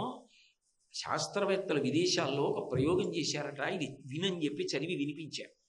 ఒక చోట కొన్ని ప్రాణులను తీసుకెళ్ళి, మొట్టమొదట పురుష ప్రాణులు, మగ ప్రాణులను అన్నింటినీ తీసుకెళ్ళి ఒక అగ్ని వలయం, అగ్నిహోత్రంతో చిన్న గోడ లాంటిది కట్టి దాని మధ్యలో ఉంచారు. అంటే వాటికి వేడి తగలకుండా ఉండేటట్టుగా పెట్టి, ఒకవైపు అన్నం, ఒకవైపు నీళ్లు, ఒకవైపు దాని భార్య, ఒకవైపు దాని బిడ్డలు ఉంచారు. ఈ పురుష ప్రాణి ఏం చేసిందంటే కొంతసేపు అలా కూర్చుంది. మరి బయట అగ్నిగోడ ఉందిగా, పొట్టిగా ఉంది, మంట వెలుగుతూ. ఇక తెగించేసింది. ఎంతసేపు ఇక్కడ కూర్చుంటాం, ఇంకా ప్రాణం పోయేటట్టుందని దూకేసి మొదట ఎక్కడికి వెళ్ళిందంటే నీళ్ళ దగ్గరికి వెళ్ళింది. నీళ్లు తాగేశాక లోపల పడేశారు. కాసేపు ఆగి దూకడం వచ్చిందిగా, ఆహారం దగ్గరికి పోయింది, మళ్ళీ లోపల పడేశారు. కడుపు నిండుగా ఉందిగా, భార్య దగ్గరికి పోయింది, మళ్ళీ లోపల పడేశారు. అప్పుడు పిల్లల దగ్గరికి వెళ్ళి స్త్రీ ప్రాణులను తీసుకొచ్చి లోపల పడేశారు. పడేస్తే ప్రాణం పోయేలా అనిపించగానే స్త్రీ ప్రాణి దూకి మొట్టమొదట పిల్లల దగ్గరికి వెళ్ళి, అది అమ్మతనం, అది అమ్మ యొక్క గొప్పతనం. నేను ఎవరిని కించపరచడానికో తక్కువ చేయడానికో ఇది చెప్పట్లేదు, జరిగిన ప్రయోగాన్ని చెప్తున్నాను. ఒకవేళ నేను సృష్టించానని మీరు అనుకుంటే మా ఇంటికి వస్తే పుస్తకం చూపిస్తాను. కాబట్టి అది సృష్టిలో ఆ భగవతి యొక్క అనుగ్రహం, ఆవిడ దయ అలా ఉంటుంది. సామాన్యంగా అమ్మకే అంత ప్రేమ ఉంటే పక్షులలో పశువుల్లో ఆ స్త్రీ ప్రాణికి అంత ప్రేమ ఉంటే ఇన్ని ప్రాణులను లోకములను కన్న తల్లి జగదంబ ప్రేమ ఎలా ఉంటుంది? ఆమె ప్రేమ ఏమని వర్ణిస్తాం? అందుకే ఆ తల్లి ఆమె లోకములనన్నింటినీ సృష్టించాలి. అందుకే విష్ణువు యొక్క నాభికమలంలో బ్రహ్మగారు వచ్చారంటారు. అంటే విష్ణువే స్త్రీ స్వరూపంగా ఉన్నప్పుడు అమ్మవారు, పురుష స్వరూపంగా ఉన్నప్పుడు విష్ణువు. అందుకే మీరు చూడండి, అమ్మవారు అంటే పార్వతీదేవి, విష్ణువు ఎక్కడ చూసినా అన్నా చెల్లెళ్ళుగానే ఉంటారు. హంస హంసిని పార్వతీ పరమేశ్వరుడు, శంకర శాంకరి పార్వతీ పరమేశ్వరుడు, శంభు శాంభవి పార్వతీ పరమేశ్వరుడు, శివ శివాని పార్వతీ పరమేశ్వరుడు, భవ భవాని పార్వతీ పరమేశ్వరుడు, రుద్ర రుద్రాణి పార్వతీ పరమేశ్వరుడు, నారాయణ నారాయణి విష్ణువు అమ్మవారు. వాళ్ళిద్దరూ భార్యాభర్తలు గారు, అన్నా చెల్లెళ్ళు. అందుకే ఆయన ఎక్కడ పుడితే ఆవిడప్పుడు అక్కడే పుడుతుంది. పూర్ణావతారం రామావతారం. మీరు శివమహాపురాణం చూడండి, మేనకాదేవికి పార్వతీదేవి అవతారం ఎప్పుడు వచ్చిందంటే చైత్రమాసంలో నవమి నాడు మధ్యాహ్నం రామచంద్రమూర్తి ఆవిర్భావం. తతశ్చ ద్వాదశే మాసే చైత్రే నవమికే తిథౌ నక్షత్రేది తిథైవచ్చే సోచ్ఛ సంస్థేషు పంచషు గృహేషు కర్కటే లగ్నే వక్పతాం విద్యునా సహ ప్రోద్యమానే జగన్నాథం సర్వలోక నమస్కృతం అని రామచంద్రమూర్తిగా వచ్చాడు. చైత్ర శుక్ల నవమి మిట్ట మధ్యాహ్నం వేళ. అదే నవమి నాటి అర్ధరాత్రి వేళ పార్వతీదేవి పుట్టింది, వసంత నవరాత్రులు. అందుకే అమ్మవారి పరంగా కూడా చేస్తారు. ఆమె రాముడు మధ్యాహ్నం వస్తే ఆమె అర్ధరాత్రి వచ్చింది. కృష్ణ పరమాత్మ శ్రావణ మాసం కృష్ణపక్షం అష్టమి నాటి అర్ధరాత్రి వేళ ఆయన పుట్టాడు. ఆయన పుట్టింది మొట్టమొదట మధురలో పుట్టాడు. ఆయన పుట్టక ముందే చెల్లెల్ని పిలిచాడు. పిలిచినప్పుడు ఏమని పిలిచాడో తెలుసా? మీరు భాగవతం చూడండి, భద్రా అని పిలిచాడు. అనేక రూపముల చరింతువు భద్రాత్మికవై అన్నాడు. అనేకమైన పేర్లతో తిరుగుతూ ఉంటావమ్మా, ఎక్కడ ఉన్నా నీ లక్షణం రక్షించడం స్థితికర్త, నా లక్షణం నీ లక్షణం. అందుకే నువ్వు పుట్టు, నేను పుడుతున్నా. పుట్టడం అంటే నిజంగా పుట్టడం కాదు, పరమేశ్వరుడికి పుట్టుకుండదు. ఇద్దరం అవతార స్వీకారం చేద్దాం, అవసరం ఉందలా అన్నాడు.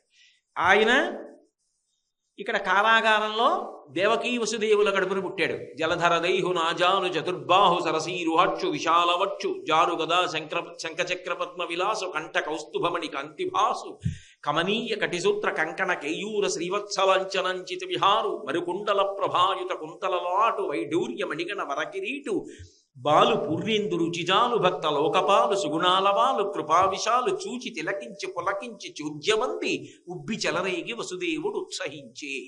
అర్ధరాత్రి కారాగారంలో సాక్షాత్ విష్ణువుగా ఆయన పుట్టాడు. ఈవిడ యోగమాయా భద్ర. అక్కడ ఆ నందవ్రజంలో నంద యశోదలకు పుట్టినట్టు కూడా వాళ్ళకి. ఇక్కడి నుంచి కృష్ణ పరమాత్మను తీసుకెళ్ళి అక్కడ పెట్టేశాడు వసుదేవుడు. అక్కడి నుంచి యమునా నది దాటించి పిల్లని తీసుకొచ్చాడు. ఎప్పుడు ఏడవాలో కూడా వాళ్ళకి తెలుసు. అందుకే తిద్దరాని మహిమాల దేవకీసుతుడు. పుట్టుకతోనే మాయ. లోకంలో ఎవరికైనా ఆ పిల్లాడు మా పిల్లాడేనండి, మేము చిన్నప్పుడు వాడికి ఇంకా ఏమీ తెలియకముందు వాళ్ళకి ఇచ్చేసామని ఎప్పుడో వాడికి 25 ఏళ్ళు వచ్చాక చెప్పారనుకున్నది వేరు విషయం, ఏదో సినిమాల్లో కనబడినట్టు. పిల్లాడికి తెలియదు, అమ్మకి నాన్నకి తెలుసు వీడి మా పిల్లాడే ఇచ్చేసామని. కానీ భాగవతంలో విచిత్రం ఏమిటంటే కృష్ణుడికి తెలుసు నేను వీళ్ళ పిల్లాడిని కానని, వాళ్ళకి తెలియదు మా పిల్లాడు కాదని. అది ఆయన గొప్పతనం. మహానుభావుడు, పరిపూర్ణ అవతారం. అటువంటి కృష్ణావతారంలో ఆయన నందవ్రజానికి వెళ్ళిపోయాడు. ఆవిడ్ని మధురా నగరానికి తీసుకొచ్చారు. ఇప్పుడు కంసుడు వచ్చాడు. ఆ ఏడుపు వినపడగానే, ఆడపిల్ల అయితేనే మగ పిల్లాడైతేనే అష్టమగర్భం, నన్ను చంపేస్తారు, అందుకు చంపేస్తానన్నాడు. ఆ చంపడం కూడా కర్కశత్వం. ఆ దేవకీదేవి ఒళ్ళో గట్టిగా దాచేసుకుని పాపం గుండెలకి హత్తేసుకుంది. అన్నయ్య అన్నయ్య అన్నయ్య అని 10 మాటలు అంటే చెల్లెలి ముఖం చూసి ప్రేమ చూపిస్తాడేమోనని అన్న శమింపుమన్న తగదల్లుడు కాడిది మెనకోడలవు మన్నన చేయు మన్న విను మానిని చంపుట రాచపాడి కాదన్న సుకీర్తివై మన కదన్న మహాత్ములు పోవు త్రోవ పోవన్న భవత్ సహోదరి కదన్న నిను శరణంబు వేడదన్. అన్నయ్యా అన్నయ్యా అన్నయ్యా అన్న మాటకి పట్టాభిషేకం చేశారు పోతన గారు. ఆ అన్నయ్యా అన్న పిలుపు అంత మధురం. ఇంత అన్నయ్య అన్న వాడు ఆ 2 కాళ్ళు పట్టుకు లాగేసి గిర్ర గిర్ర తిప్పి అక్కడే ఉన్న బండకేసి కొట్టాడు. అంతకుముందు పిల్లల్ని అలా చెప్పాడు వాడు. బండకేసి కొడితే ఆ పిల్ల బండకి తగలడం మానేసి గిర్ర తిరిగి ఆకాశంలోకి వెళ్ళి నిలబడగానే 8 భుజములతో ప్రకాశించిన అష్టాదశ భుజాది సహస్ర కరమండితాని ఆమె 8 బాహువులతో నిలబడింది.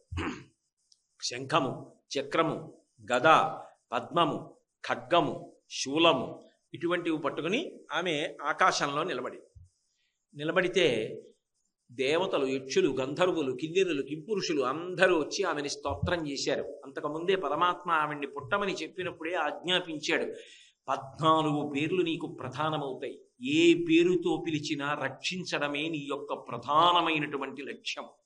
నీది నాది కూడా అదే తత్వం, అన్యాపదేశం.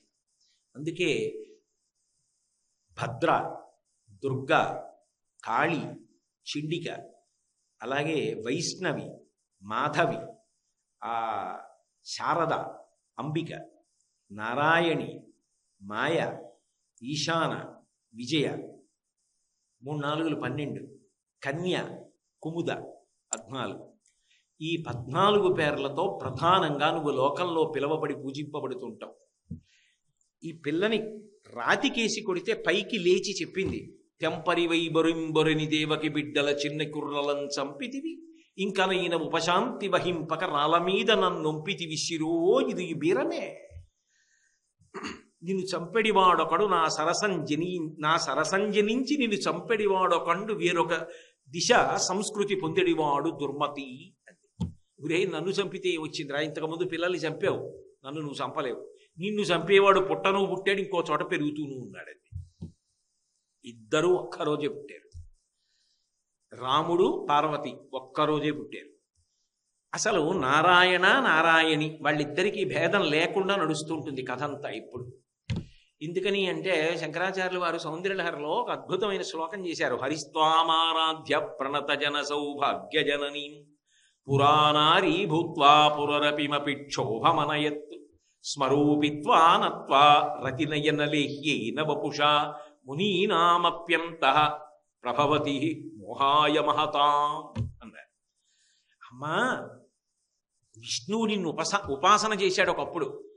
గొప్ప ఉపాసన చేసి నీ అందాన్నంతటినీ ఆయన పుచ్చుకున్నాడంటే తాను ఆమె అయిపోయాడు. ఆ ఉపాసన సిద్ధి చేత విష్ణువు అమ్మవారయ్యాడు. ఎందుకు అంటే మోహిని స్వరూపాన్ని పొందాడు. మోహిని స్వరూపాన్ని పొంది ఏం చేశాడు? దేవతలకి అమృతం అందేటట్టు రాక్షసులకు అందకుండా చేసి ధర్మాన్ని నిలబెట్టాడు. స్థితికర్త కాబట్టి. అక్కడతో కాకపోతే గొడవ వదిలిపోదు. కాబట్టి ఈ మోహిని స్వరూపం కదా శంకరుడి చెవిలో పడింది. మా ఆవిడ వేషం కట్టేవాడు కదా, మరి విష్ణువు నారాయణ నారాయణి అయినప్పుడు బావమరిది అవడండి. బావమరుదుల మధ్య హాస్యం ఉండదు. ఏవిడి బావా అచ్చు మా ఆవిడ వేషం కట్టేవిట, మోహిని వేషంట, అందరూ మోసపోయారట, ఏదొక్కసారా వేషం కట్టు అన్నాడు. శంకరుడికి ఎందుకు రావాలా ఆలోచన అంటే ఆయన వద్దులే బావా, బాగుండదు, అదేదో ఆ ప్రయోజనం అయిపోయింది ఇప్పుడు ఎందుకన్నా. కాదు ఒకసారి చూపించాడు. ఆయన మళ్ళీ వీళ్ళావిడ రూపాన్నే పొందాడు, పార్వతీదేవి రూపమే పొందాడు. పార్వతీదేవి రూపం పొందగానే పరమేశ్వరుడు ఆయన వెంటబడ్డాడు. అటువంటి కథలు వింటుంటే ఏమండి మేము ఎలా పూజ చెయ్యం అని మీరు అంటే తప్పే ఉందండి. నేనేం తప్పంటలేదు. వెంటబడితే ఆయనకి వీర్యస్ఖలనమై వాళ్ళిద్దరికీ కలిపి సజ్జోగర్భంలో ఓ పిల్లాడు పుట్టాడు. ఏమిటది? ఇదంతా అమ్మవారి అనుగ్రహ విశేషం అన్నారు శంకరాచార్యులు. అనుగ్రహం భర్త పరువు బజార్లో పడిపోలా, విష్ణువుకి సౌందర్యం అంతా ఇచ్చింది. ఆయన మోహిని అయ్యాడు అంటే ఆయన రూపం, ఆవిడ రూపం ఆయనకి వెళ్ళింది. అది చూసి శంకరుడేమో ఆయన వెంటపడ్డాడు. ఏమైనా బాగుందా కథ వినడానికి? కాదు. అందులో రహస్యం ఏమిటో తెలుసా? విష్ణువు అమ్మవారి రూపాన్ని పొంది ఒక పెద్ద ప్రయోజనాన్ని సాధించాడు. ఎందుకని అంటే మహిషి స్త్రీ రూపంలో ఉన్న ఒక దున్నపోతు దత్తాత్రేయుల వారి యొక్క శాపం కారణంగా ఆమె భూలోకంలో మహిషి రూపాన్ని పొందింది, దున్నపోతు రూపాన్ని పొంది భయంకరంగా ఆటోపంతో లోకాల్ని బాధ పెడుతుంటే అప్పుడు ఎలా మరణించాలి? ఆమె ఒక పురుష మహిషంతో క్రీడించి తదనంతర కాలంలో కొంత తేజస్సుని పోగొట్టుకుంది. మళ్ళీ తేజస్సుని పొందడానికి బ్రహ్మగారి గురించి తపస్సు చేసింది. బ్రహ్మగారు ప్రత్యక్షం అయ్యాడు. ఏం కావాలన్నాడు. నేను చచ్చిపోకూడదు. అలా కుదరదు, ఇంకో మాట అడుగన్నాడు. ఇద్దరు పురుషుల యొక్క క్రీడ వలన ఒక కుమారుడు సజ్జగర్భమునందు జన్మిస్తే, అయోనిజుడుగా జన్మిస్తే వాడి చేతిలో చచ్చిపోతాడు. అందుకుని శివకేశవులు ఇద్దరి మధ్య అనురక్తి కలగాలి. పైకి పురుషులు, కానీ నిజానికి విష్ణు అమ్మవారిగా మారిపోగలడు. ఎందుకంటే విష్ణువే అమ్మవారు, అమ్మవారే విష్ణువు కాబట్టి ఆయన అమ్మవారి రూపాన్ని పొంది శంకరుని యందు భావప్రచోదనాన్ని కల్పిస్తే అయ్యప్ప స్వామి ప్రభవించారు. ఆ అయ్యప్ప స్వామి మహిషిని సంహరించారు. అంటే ఒక గొప్ప ప్రయోజనాన్ని సాధించడానికి ఆవిడ ఒకప్పుడు విష్ణువుని తానుగా మార్చుకుంది. అందుకే ఇద్దరి మధ్య ఏ భేదము లేకుండా చిరిస్తూ ఉంటారు. మీరు అందుకే చూడండి, ఈ స్తోత్రంలోనే ఒక చోట శంకరాచార్యులు వారు చెప్తారు, గాయత్రీం గరుడధ్వజాం గగనగాం గాంధర్వ గానప్రియాం గంభీరాం గజగామినీం గిరిసుతాం గంధాక్షతాలంకృతాం గంగా గౌతమ గర్గ సంనుతపదాం గాం గౌతమీం గోమతీం శ్రీశైలస్థలవాసినీం భగవతీం శ్రీమాతరం భావయే అన్నారు ఆఖరి శ్లోకంలో. గరుడధ్వజాం, ఆవిడ యొక్క కేతనం మీద, జెండా మీద గరుడ చిహ్నం ఉంటుంది. అది ఎవరిది? శ్రీ మహావిష్ణువు. ఆయనొకటి ఆవిడొకటి కాదు. అందుకేనేమో వెంకటేశ్వరుడికి బ్రహ్మోత్సవాలు ఆశ్వీజ మాసంలో శరన్నవరాత్రులు ఒక్కసారే జరుగుతుంటాయి, ఉత్సవాలు కూడా విచిత్రంగా. ఇద్దరూ ఒకటి కాబట్టే మీరు దేవీ భాగవతాన్ని పరిశీలనం చేస్తే దేవీ భాగవతంలో ఒక అద్భుతం కనబడుతుంది. సుదర్శనోపాఖ్యానం అనే ఒక ఉపాఖ్యానం ఉంది. అందులో ఆయన తెలిసో తెలియకో చిన్నప్పటి నుంచి అమ్మవారి బీజాక్షరాన్ని గొప్పగా ఉపాసన చేసేశాడు.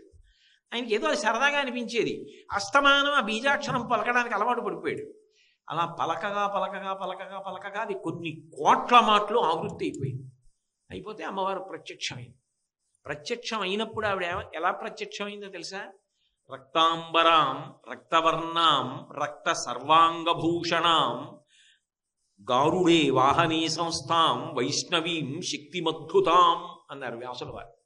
ఆమె ఎర్రటి బట్టలు కట్టుకుని గరుడ వాహనం మీద వచ్చింది. ఎవరావిడ? వైష్ణవీం శక్తిమద్భుతాం. అటు విష్ణువు, ఇటు వైష్ణవి. ఆయన నలుపు, ఈవిడ నలుపు. ఇద్దరూ నల్లగా ఉంటారు. నారాయణ నారాయణి. ఆయన ప్రతిజ్ఞ పరిత్రాణాయ సాధూనాం వినాశాయ చ దుష్కృతాం ధర్మ సంస్థాపనార్థాయ సంభవామి యుగే యుగే. ఆవిడ ప్రతిజ్ఞ యదా యదా హి సాధూనాం దుఃఖం భవతి దానవా తదా తేషాంచ రక్షార్థం దేహం సంధారయామ్యహం. అక్షరాలు మార్పు తప్ప భావం మాత్రం ఒకటే. ఇద్దరిది ఒకటే ప్రయోజనం. ఇద్దరిది అలంకార ప్రియత్వం. ఎందుకంటే ఇద్దరిగా కనబడుతున్న ఒక్కరు కాబట్టి. లేకపోతే సృష్టిలో రెండు మిగిలిపోతే ఘర్షణ కదండి. అందుకే మహాప్రళయమునందు ఇవన్నీ కలిపి శంకరుడిలోకి వెళ్ళిపోతున్నాయి అన్నాడు.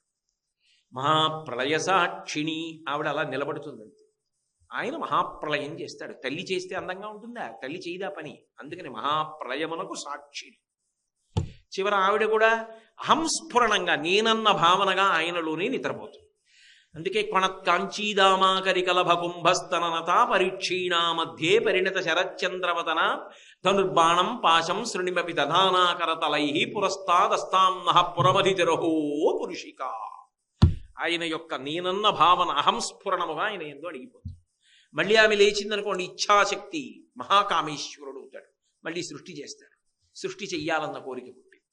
కాబట్టమ్మ శ్రీనాథాధృతపాలిత త్రిభువనాం, శ్రీ మహావిష్ణువు చేత ఆదరింపబడినటువంటి ఈ భువనములకన్నిటికీ నువ్వు పరిపాలకురాలవై ఉన్నావు. ఆ మాటకు అర్థం ఏమిటి అంటే, మీరిద్దరు కాదమ్మా, ఒక్కరే.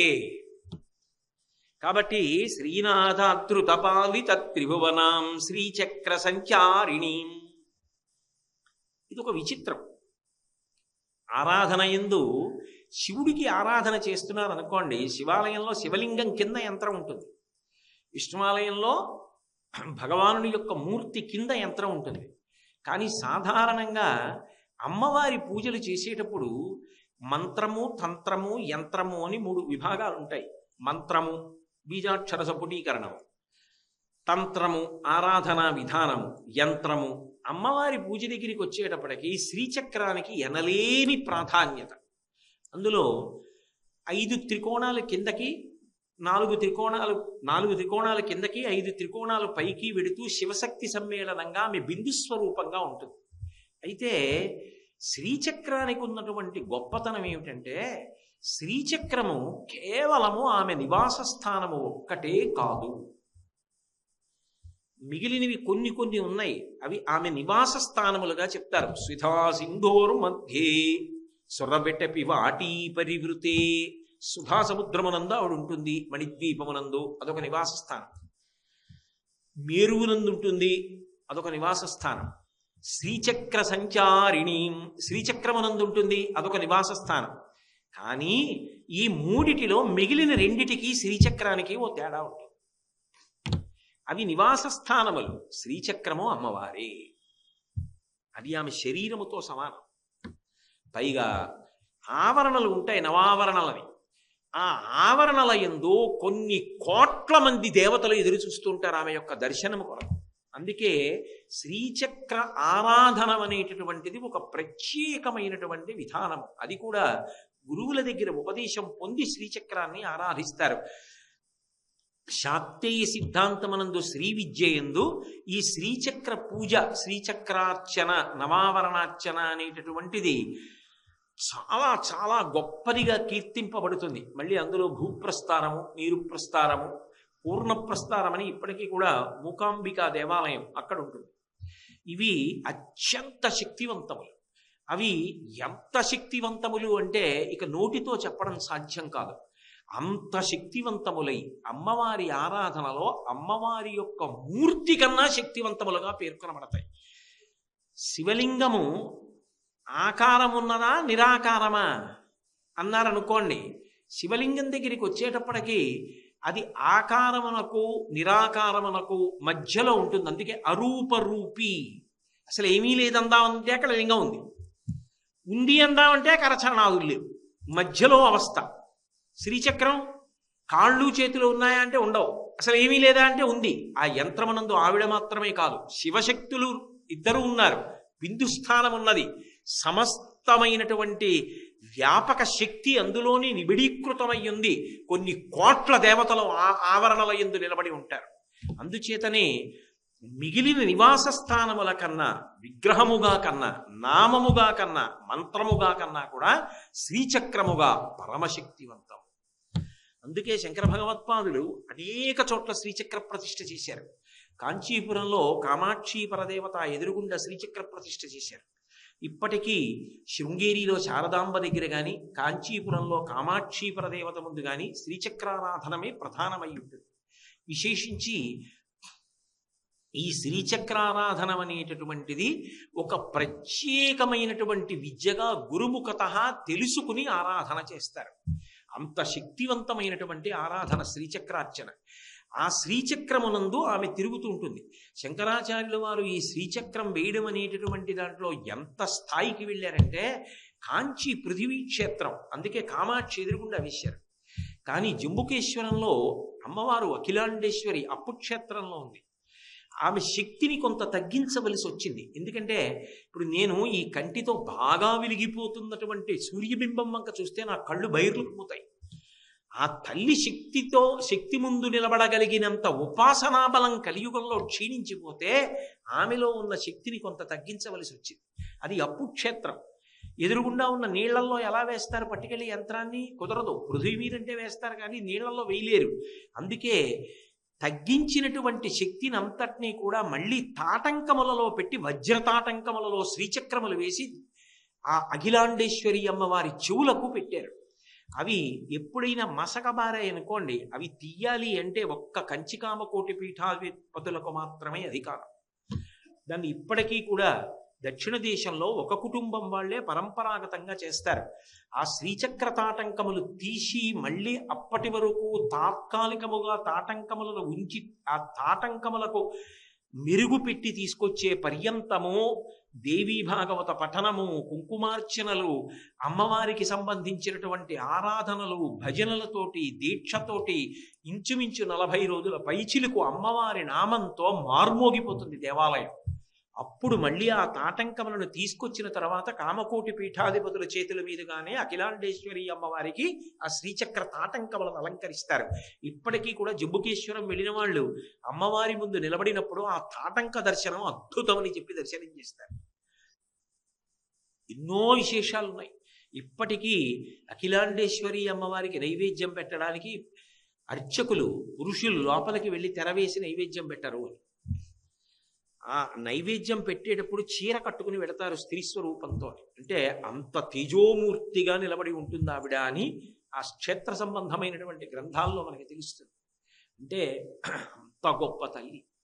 ఆ శ్రీచక్రము అంత గొప్పది కాబట్టి శ్రీచక్ర సంచారిణీం, భ్రమరాంబ ముందు కూడా శ్రీచక్రాలు ఉన్నాయి, అక్కడే కుంకుమార్చన చేస్తారు. కాబట్టి శ్రీచక్ర సంచారిణీం గానాసక్త మనోజ్ఞ యవ్వనల సద్గంధర్వ కన్యావృతాం. గానాసక్త, అమ్మవారికి అత్యంత ప్రీతిపాత్రమైనటువంటి విషయాల్లో ఒకటి ఏది అంటే సంగీతం. ఆమెకి నిజానికి ఇలా ప్రవచనాలు, శ్లోకాలు చదవడాలు ఇవి కాదు ఇష్టం. ఆవిడికి చాలా ఇష్టం ఏది అంటే సంగీతం అంటే ఆవిడికి ప్రాణం. ఆమె తనంత తానుగా గొప్ప విదుషీమణి. అందుకే గొప్ప సంగీత విద్వాంసురాలు అని చెప్పడానికి వీలుగా ఆమె యొక్క కంఠము మీద త్రివళలు ఉంటాయని సౌందర్యలహరిలో శంకరాచార్యుల వారు పేర్కొన్నారు ప్రత్యేకంగా. 3 గీతలు ఉంటాయి అని. అటువంటి తల్లి సంగీతాన్ని ఇష్టపడుతుంది. అందుకే కావ్యాలాప వినోదిని. ఆమె శ్లోకాల్ని పారాయణ చేస్తే సంతోషం కన్నా ఆమెకి ఆలాపన చేస్తే ఇష్టం. అందుకే నిజానికి శ్రీరామాయణాన్ని రచన చేసినప్పుడు ఈ శ్లోకాలు చదవండి అని చెప్పి వాల్మీకి మహర్షి రచన చేశారు అని అనిపించదు. ఎందుకని అంటే ఆయన మొట్టమొదట ఆ క్రౌంచపక్షికి శాపం ఇచ్చినప్పుడే నేను అనుకోకుండా అన్నటువంటి శ్లోకం వీణ మీద కట్టుబడింది, సంగీతానికి కట్టుబడింది అంటే శిష్యుడు ధారణ చేశాడు. తర్వాత రామాయణాన్ని అంతటినీ రచన చేసినప్పుడు ఆయన లవకుశులకు దాన్ని సంగీతపరంగా పాడమని ఇచ్చారు. మీరు రామాయణాన్ని పరిశీలిస్తే రామాయణాన్ని అంతటినీ కూడా అయోధ్యానగరంలోనూ ఇతర ప్రదేశాల్లోనూ లవకుశులు ఇద్దరూ గానం చేశారు. రామాయణ గానము జరిగినది. అందుకే ఆవిడికి ఆలాపన, సంగీతం అంటే అంత ఇష్టం.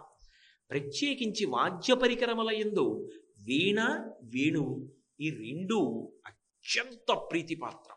ఆవిడ ఎప్పుడు తాంబూల చర్వణం చేస్తూ తాంబూలారుణపల్లవాదరయుగే అని ఆ తల్లి వీణానాద నిమీలితార్థనయనాం విప్రస్థచూళింబరే, వీణానాద నిమీలితార్థనయనే. ఆవిట అరమోట్పుగా కందులు మూసుకొని తల ఇలా పంకిస్తుంది. ప్రవచనం వినేటప్పుడు తల ఊపకూడదు, సంగీతం వినేటప్పుడు నిశ్చలంగా ఉండకూడదు. వాళ్ళకి ఏమైనా అర్థం అవుతోందా లేదా అనిపిస్తుంది సంగీతం పాడేవాడికి. కొద్దిగా తల ఊపుతూ ఇలా సంతోషంగా వినాలి సంగీతం వినేటప్పుడు. అది కూడా సౌందర్యలహరి నుంచి చెప్తాను నేను. అందుకే విపంచా గాయంతి వివిధమపదానం పశుపతే. అక్కడ చెప్తారు అమ్మవారు వినేటప్పుట ఒకసారి తల పంకిస్తూ వింటూ మధ్యలో శబాష్ అది తదీయైర్మాధుర్యై. సరస్వతీదేవి విందితే అమ్మ బాబోయ్ ఈవిడ శబాష్ అంటేనే ఇంత మధురంగా ఉంది, ఇంకా ఈవిడ పాట పాడితే ఇంత గొప్పదాని ముందు నేను వీణ వాయించానా, పైగా పాట పాడానా, పాట పాడుతూ వీణ వాయించానా అని సిగ్గుపడిపోయి పాట ఆపేసి చటుక్కున ఆ వీణ వాయించడం కూడా ఆపేసిందట. నోటితో పాడుతున్న పాట అంటే ఆగిపోతుంది, కానీ వీణ మీద ఆపేస్తే మాత్రం అది కుయ్ అంటూ ఉంటుంది కదూ. ఇంకా సిగ్గు లేక కుయ్ అంటున్నావా అని గలీబులో పెట్టేసింది. నిచులయతి చోళే నిభృతాం, ఆ గలీబులో పెట్టేసి ఇంకా మాట్లాడుకో అని కట్టేసింది. అంటే ఆవిడ యొక్క గానమాధుర్యం అలా ఉంటుంది. అటువంటి తల్లి కావ్యాలాప వినోదిని, సంగీతం పాడితే పరమానంద పడిపోతుందిట. అందుకే అసలు ఇంటి యజమాని పూజ చేసుకుంటూ ఉండడం, రాజోపచారాల దగ్గరికి వచ్చేటప్పటికి గీతం శ్రావయామి అనేటప్పటికీ కోడలు వచ్చి కూర్చుని మామయ్య గారు ఇవాళ కీర్తన పాడతానని కంజదలాయతాక్షి అంటూ ఓ కీర్తన పాడడం పెట్టి పుట్టాలి, అదో అదృష్టం. అలా పెళ్ళయ్యే వరకు కూతురు పాడడం, కొడుకొచ్చి ఓ వాద్యం మ్రోగించడం, అవన్నీ ఒక ఇంట్లో జరిగితే అంతకన్నా అదృష్టం ఏముంటుంది? లేదని బెంగపెట్టుకోక్కర్లేదు. అందుకే దర్బార్ అంటారు. ఆ సమయంలో ఆవిడ మహా ఉల్లాసంగా ఉంటుంది ఆ సంగీతం వింటుంటే. అందుకే శారదా నవరాత్రుల్లో మనం ప్రతిరోజు సాయంకాలం అమ్మవారికి ప్రదోష వేళ అయిపోయిన తర్వాత దర్బార్ సేవలో ప్రత్యేకంగా ఆవిడికి వినిపిస్తాం. ఈ సంవత్సరం ఆశ్చర్యం ఏమిటంటే అనుకున్నటువంటి వీణ కచేరి తప్పిపోయింది. అయ్యో ఈ సంవత్సరం ఆవిడికి వీణానాదం వినిపించడంలో ఇబ్బంది వచ్చింది అనుకున్నాం. అనుకోకుండా తిరుపతి దేవస్థానాల నుంచి ఒక గొప్ప కళాకారిణి కబురు చేసి ఆవిడ వస్తున్నారు వీణ వాయించడానికి. ఆ తల్లి అనుగ్రహం. అందుకే వీణా వేణు వినోద, ఎంత సంతోషమో ఆవిడికి ఆ వీణన్నా వేణువన్నా అంత ఆనందపడిపోతుంది. అవి రెండూ ఉన్నాయి కాబట్టి ఆవిడికి ఆ ఆలాపన అంత ఇష్టం, ఆ సంగీతం అంత ఇష్టం ఆవిడికి. అందుకే సంగీతం అంతా ఎక్కడి నుంచి వచ్చింది అంటే గంధర్వులు ఎప్పుడూ సంగీతం పాడుకుని నృత్యం చేస్తూ ఉంటారు. సువాసనా ప్రియత్వంతో ఉంటారు. వాళ్ళు భూమికి చాలా దగ్గరలోనే తిరుగుతూ ఉంటారు అని భరతముని ఆ గంధర్వుల యొక్క గానాన్నంతటినీ కూడా తన శక్తితో వినే మహానుభావుడు ఆ సంగీత శాస్త్రాన్ని అంతటినీ ఇచ్చాడు. అందుకే గాంధర్వ వేదము అని పేరు సంగీతానికి. ఆ గంధర్వులు పాడితే హూహూహాహా. అలాగే విశ్వావసు వీళ్ళందరూ గంధర్వులు, వీళ్ళందరూ దేవతల దగ్గర కీర్తనలు చేస్తూ ఉంటారు. వాళ్ళు పాడితే అలా ఉంటుంది, నారదుడు పాడితే అలా ఉంటుంది. ఆ సంగీతం అంత గొప్పగా ఉంటుంది. పాడితే గంధర్వులు పాడాలంటారు. అబ్బా ఏమి పాటరా గంధర్వగానం అంటారు. అమ్మవారి దగ్గర పాడేటప్పుట ఎటువంటి వాళ్ళంటే గానాసక్త మనోజ్ఞ యవ్వన లసత్ గంధర్వ కన్యామృతాం. ఆవిడ చుట్టూ గంధర్వకాంతలు నిలబడి పాటలు పాడుతుంటారట. అసలు శంకరాచార్యులు వారు త్రిపుర సుందరి మానస పూజ అని ఒక అద్భుతమైన గ్రంథం చేశారు. అందులో అమ్మవారు స్నానం చేయడాన్ని వర్ణించారు. ఆవిడ ఉండే మంటపం ఎలా ఉంటుందో, మంటపంలోంచి లేచి స్నానానికి ఎలా వెడుతుందో అవన్నీ వర్ణించారు. ఆ వెళ్ళేటప్పుట ఎంతో హొయలు పోతూ ఒక చెలికెత్తె భుజం మీద చెయ్యి వేసుకుని నడుస్తుందిట. నడిచి వెళ్ళి స్నానపీఠం మీద కూర్చుంటే ఒక ఆంతరంగిక పరిచారిక వచ్చి ఎంతో అదృష్టం చేసుకున్నదో ఆమె కొప్పు ముడి విప్పి జుత్తు విప్పి కింద ముడి వేసి దువ్వెనతో దువ్వి ఉంచుతుందిట.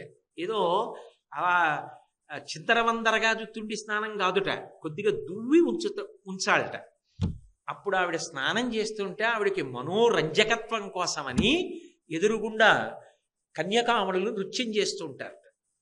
గంధర్వగానం చేస్తూ ఒక పక్క పాట పాడుతూ ఉంటారట. అలా పాట పాడుతుండగా ఆవిడ ఉసిరిపప్పు నానపెట్టినటువంటి నీరు నొరగతో ఉంటుంది. అందులో కస్తూరి, జవ్వాజి, జాపత్రి, పసుపు, పొగడపూలు ఇటువంటివన్నీ కలిపి బంగారపు రసను వేసినటువంటి ముద్ద చేసి చిలికెత్తెలు తీసుకెళ్లి ఒంటి నిండా రాస్తారట. దీన్ని పూర్వాంగం అంటారు స్నానానికి. ఈ పూర్వాంగం జరుగుతున్నంతసేపు కూడా ఆవిడ నృత్యం చేస్తూ పాటలు వింటుంటుంది. ఆవిడికి అంత సంతోషం. ఈ సంవత్సరం మనం చేసే అభిషేకం అలాగే చేయబోతున్నాం అమ్మవారికి. కాబట్టి ఆ తల్లి చుట్టూ కూడా ఆ నవయవ్వనంలో ఉన్నటువంటి గంధర్వకాంతలందరూ నిలబడి పాట పాడుతుంటారు. ఆ పాటలు వింటూ ఆవిడ ఎంతో సంతోషంగా ఆసక్తితో మనసు దానిలో పెట్టి తల పంకిస్తూ మురిసిపోతుంటుంది. అందుకే సంగీతం రావడం జీవితంలో ఒక అదృష్టం, అమ్మవారి ముందు అలా పాడుకోవడం ఒక అదృష్టం. కాబట్టి గానాసక్త మనోజ్ఞ యవ్వనల సద్గంధర్వ కన్యావృతాం దీనానామతివేల భాగ్య జననీ. ఆమెని నమ్ముకున్న వాళ్ళు ఉంటారే, అటువంటి వాళ్ళు ఎప్పుడైనా దీనులు అయ్యారనుకోండి, వాళ్ళకి కష్టం వచ్చిందనుకోండి, అసలు ముందు ఆవిడ వెళ్ళిపోయి నిలబడిపోతుంది అడ్డంబడి ఆ కష్టం నుంచి వాడిని పైకెత్తేస్తుందండి. లోకంలో ఎక్కడెక్కడ దీనుడన్నవాడున్నా వాడు ఆ తల్లి యొక్క చరణసీమ యందు భక్తి కలిగిన వాడైనప్పుడు వాడి కష్టాన్ని ఆవిడ తీర్చడానికి సిద్ధంగా ఉంటుంది సుమా. నీకు ధర్మమునందు అనురక్తి ఉండాలి. భక్తి అంటే పరిణితి కలిగిన భక్తికి ధర్మము అని పేరు. ఆ ధర్మమును ఎవడు ఆచరిస్తాడో వాడిని ఆదుకోవడానికి ఆవిడ సర్వకాలముల యందు సిద్ధంగా ఉంటుంది. మీకు నేను ఒక్క ఉదాహరణ చూపిస్తాను చాలు. ఒకప్పుడు వ్యాస భగవానుడంతటి వాడు, వ్యాసుడంటే సామాన్యమైన విషయమా? మహానుభావుడు భారతాన్ని ఇచ్చాడు, 18 పురాణములను ఇచ్చాడు, లలితా సహస్రం లోకానికి అందడానికి కారణమయ్యాడు కదా. ఇప్పటికీ కామాక్షి పరదేవతా దేవాలయంలో ఉంటాడు ఆయన, ఆ లోపలికి ఎడుతున్నప్పుడే ఉంటాడు. అటువంటి వ్యాస భగవానుడు కాశీపట్టణానికి వెళ్ళి అన్నం దొరకలేదు తినడానికి కొన్ని రోజులని కోపం వచ్చేసి కాశీపట్టణాన్ని శపించేస్తానన్నాడు. కాశీ అంటే ఎటువంటి కాశీ? గౌరీ యొక్కతే ఆకాశ గంగ యొక్కతే, కాశీ యొక్కతే దక్షిణ కాశీ యొక్కతే, నలుగురును శంభునకు లోక నాయకునకు రాణివాసంబులనురాగ రసము పేరు. గౌరీదేవి పార్వతీదేవి అంటే ఎంత ఇష్టమో గంగమ్మ అంటే అంత ఇష్టంట, కాశీ అంటే అంత ఇష్టంట, దక్షిణ కాశీ దక్షారామం అంటే అంత ఇష్టంట. గౌరీ యొక్కతే ఆకాశ గంగ యొక్కతే, కాశీ యొక్కతే దక్షిణ కాశీ యొక్కతే, నలుగురును శంభునకు లోక నాయకునకు రాణివాసంబులను రాగ రసము పేర్మి. అటువంటి కాశీని శపించడానికి సిద్ధపడ్డాడు. పైగా ఎంత భయంకరమైన శాపం! ఈ కాశీకి ఎవడైనా వచ్చినా, కాశీలో ఉన్నా, కాశీలో పూజలు చేసినా వాడు ఏమైపోతాడన్న దాన్ని శపించబోయాడు. శపిస్తూ ధనము లేకుండెదరుగాక 3 తరములందు, 3 తరములు జడుగాక మోక్షలక్ష్మి, విద్యయును వెడలవలయు 3 తరములందు, పంచజనులకు కాశికా పట్టణమున. ఈ కాశీ వచ్చి ఎవడైనా ఉంటే వాడికి 3 తరాలు దరిద్రం వస్తుంది, 3 తరాలు మోక్షం ఉండదు, 3 తరాలు విద్య ఉండదు, అంత భ్రష్టత్వాన్ని పొందుతారని శపించబోయాడు. నిజంగా మాటే అంటే శంకరుడు ఏం చేసేస్తాడు? మహాభక్తుడు వ్యాసుడంటే సామాన్యమా? మహానుభావుడు అంటే అంతటి మహాపురుషులలో కూడా భక్తి ఎందు ఉత్థాన పతనములు ఉంటాయి. ఒక్కొక్కసారి వెంటనే ఆదుకున్నది ఎవరంటే దెబ్బ తినకూడదని పరిగెత్తుకొచ్చింది మహాతల్లి. ఏ ఇంటి ముందు నిలబడి కోపగించి శపించబోయాడో అక్కడ భళ్ళును తలుపులు తెరుచుకున్నాయి. వేద పురాణ శాస్త్ర పదవీరదవీయసి అయిన పెద్ద ముత్తైదువ, కాశికానగర హాటకపీఠ శిఖాదిరూఢ అయ్యాదిమశక్తి, సంయమీవరా ఇటు రమ్మని వీచ హస్త సంజ్ఞాదరలీల రత్న కటకాభరణములు గల్లు గల్లనన్ అన్నారు. ఒక్కసారి తలుపులు తీసి బయటికి వచ్చి, ఓ వ్యాస ఇలారా అందిట. చేతి గాజులు గల్లు గల్లు అనేటట్టుగా ఇలా చూశాడు వ్యాసుడు. శపిద్దామన్నది మరిచిపోయాడబ్బా, ఏమి తల్లి అనుకున్నాడు. ఏమి వర్ణించాడండి మహానుభావుడు! వేద పురాణ శాస్త్ర పదవీన దవీయసి అయిన పెద్ద ముత్తైదువ, కాశికానగర హాటకపీఠ శిఖాదిరూఢ అయ్యాదిమశక్తి, ఆదిశక్తి, హస్త సంజ్ఞాదరలీల వీచే. ఒక్కసారి పరమ ప్రేమతో ఇలా అంది, రత్న కటకాభరణంబులు కల్లు కల్లన. దగ్గరికి పిలిచి, భిక్ష లేదని ఇంత కోపింతురయ్యా, కాశికాపట్టణము మీద కానికేయ, నీ మనశ్శుద్ధి తెలియంగా నీలకంఠుడింత చేసే కాని కూడేమి బ్రాతి. కాశీలో అన్నం దొరకదా? నువ్వు ఎంత తట్టుకు నిలబడతావో చూడాలని నిన్ను శివుడు పరీక్షించాడు. ఎంత తప్పు చేయిపోయావు? గంగకెళ్ళి స్నానం చేసిరా, అన్నం పెడతాను. నిజంగా రోజున భోజనం అమ్మ అంటే అది. ఎక్కడ శంకరుడు చూస్తాడో ఆకలితో ఉన్నాడని ముందు అన్నం పెట్టేసింది. కడుపు నిండా తినేసి అమ్మయ్య అని పక్క గదిలోకి వెళ్ళాడు. శంకరుడు వచ్చాడు, హడిలిపోయాడు, శపించబోయాడు కదా. మరి శివుడు ఏమైనా అంటాడేమోనని అడ్డుపడిపోయి పో కాశీ నుంచి అన్నాడు. అంతటి వ్యాసుడు బెంగ పెట్టుకుని కాశీ వదలలేక బాధపడితే, ఎందుకురా బెంగ పెట్టుకుంటావు? కాశీ వదిలినా దక్షిణ కాశీ ఉంది, దక్షారామం వెళ్ళండి. అందుకే ఇప్పటికీ దక్షారామంలో భీమనాథుడి పక్క స్తంభం మీద సంతోషపడిపోతున్న వ్యాసుడు 2 చేతులు ఇచ్చిన వ్యాసుడి విగ్రహం మూర్తి చెక్కబడి ఉంటుంది. దీనానామతి వేల భాగ్య జననీం. ఆ తల్లి దీనులైన వారిని ఆదుకోవడానికి సర్వకాలముల యందు సిద్ధంగా ఉంటుంది. ఒకవేళ ఏదైనా పొరపాటు జరిగినా, ఉత్థానపతనములు వచ్చినా, ఇబ్బందులు వచ్చినా, ఆ తల్లి యందు భక్తి కలిగిన వాడెవరుంటాడో వాడికి దోషమును చెప్పి దిద్ది కాపాడుకోవడానికి కన్న తల్లిలా ఆమె ఎప్పుడూ సిద్ధంగా ఉంటుంది. దీనానామతి వేల భాగ్య జననీం దివ్యాంబరాలంకృతాం. ఆ తల్లి దివ్యమైనటువంటి అంబరాన్ని కట్టుకుంటుంది. ఇందులో చమత్కారం ఉందండో. దివ్యమైన అంబరం అంటే ఏమిటి? అంబరం అంటే వస్త్రం. చాలా గొప్ప బట్ట కట్టుకుంటుంది. చాలా గొప్ప బట్ట అంటే ఏ బట్ట కట్టుకుంటుంది? అంటే ఇక్కడ కాదు కానీ శంకరాచార్యులు వారే అమ్మవారి యొక్క ఉపచారాలు చెప్తూ ఆవిడ చీర ఎటువంటి చీర కట్టుకుంటుందో చెప్పారు ఒక చోట. పీతంతే పరికల్పయామి నిబడం చండాంత కంచెండికే సూక్ష్మం స్నిగ్ధమురీ కురుష్వవసనం సింధూర పూరప్రభం ముక్తారత్న విచిత్ర హేమ రచనాచారు ప్రభాభాస్వరం నీలంకంచుకమర్పయామి గిరిశ ప్రణప్రియే సుందరి అన్నారు. ఆవిడ కట్టుకునే బట్ట ఎలా ఉంటుందంటేట, ఓ పళ్ళెంలో సింధూరం తీసుకొచ్చి ఉఫ్ఫను ఊదాడు అనుకోండి బలం ఉన్నవాడు, గాలిలో ఆ సింధూరం ఇలా లేచి వెడుతున్నప్పుడు ఎలా ఉంటుందో ఆమె కట్టుకునేటటువంటి బట్ట అంత అందంగా, అంత కోమలంగా, అంత మెత్తగా అటువంటి రంగుతో ఉంటుంది. అరుణాం కరుణా తరంగితాక్షీం కదా, అంత మెత్తటి బట్ట, అంత ఎర్రటి బట్ట బంగారు అంచుతో ఉన్నది కట్టుకుని, ఆ బట్ట మీద కట్టుకున్న నల్లటి రవికెకిట బంగారు తీగలతో ముత్యములు వజ్రములు పొదగబడి ఉంటాయిట. అటువంటి రవిక వేసుకుంటుందట. నీలంకంచుకమర్పయామి గిరిశ ప్రాణ ప్రియే సుందరి ముక్తారత్న విచిత్ర హేమ రచనాచారు ప్రభాభాస్వరం. ఆ ముత్యాలంటే ఆవిడికి ఆ సంతోషం ఏమిటో, ఎక్కడ చూసినా ముఖ్యం ఉండాలి. చెంచెంపకనాసికగ్రవిల సన్ముక్తామణీరంజితాం, ముక్కు చివర ముత్యం, రవికకి ముత్యాలు, అన్ని అలంకరింపబడిన వస్త్రాన్ని ధరిస్తుంది. మంచిదేనండి మీరు చెప్పారు, శంకరాచార్యులు వారు చెప్పింది అన్నారు, దివ్యాంబరాలంకృతాం అన్నారు, మేము ఎక్కడ తేము అంటే మా జీవితంలో మేము ఎప్పుడూ ఆవిడికి వస్త్రాలంకార సేవ చేయలేమా అంటే, ఆవిడ గొప్పతనం ఎక్కడుందంటే, ఇటువంటి చీర నువ్వు తేవక్కర్లేదు, మానసికంగా భావన చేసినా ఆవిడ కట్టుకుంటూ వాడు ఇచ్చాడంటాడు. ఇచ్చాడు కోటేశ్వరరావు ఆ చీర అంటే 30 రూపాయల చీరట్టుకొచ్చి అక్కడ పెట్టినా పరమ సంతోషంగా కట్టుకుంటాడు. కోట్లకి అధిపతి భర్త అయి మామగారు కొన్ని కోట్లు సంపాదించి ఆ ఇంటికి పెద్ద కోడలైనా, ఆ పిల్ల పుట్టింటికి వచ్చినప్పుడు పుట్టింటి వాళ్ళు పెద్ద ఐశ్వర్యవంతులు కాకపోయినా ఓ 200 రూపాయలు నూలు చీర పెట్టి, అమ్మా చీర కట్టుకుని వెళ్ళమ్మా ఇంట్లోంచి అంటే, నేను 15,000 25,000 చీరలు కట్టుతున్నాను, నేను ఈ చీర ఎందుకు కడతాను అందో.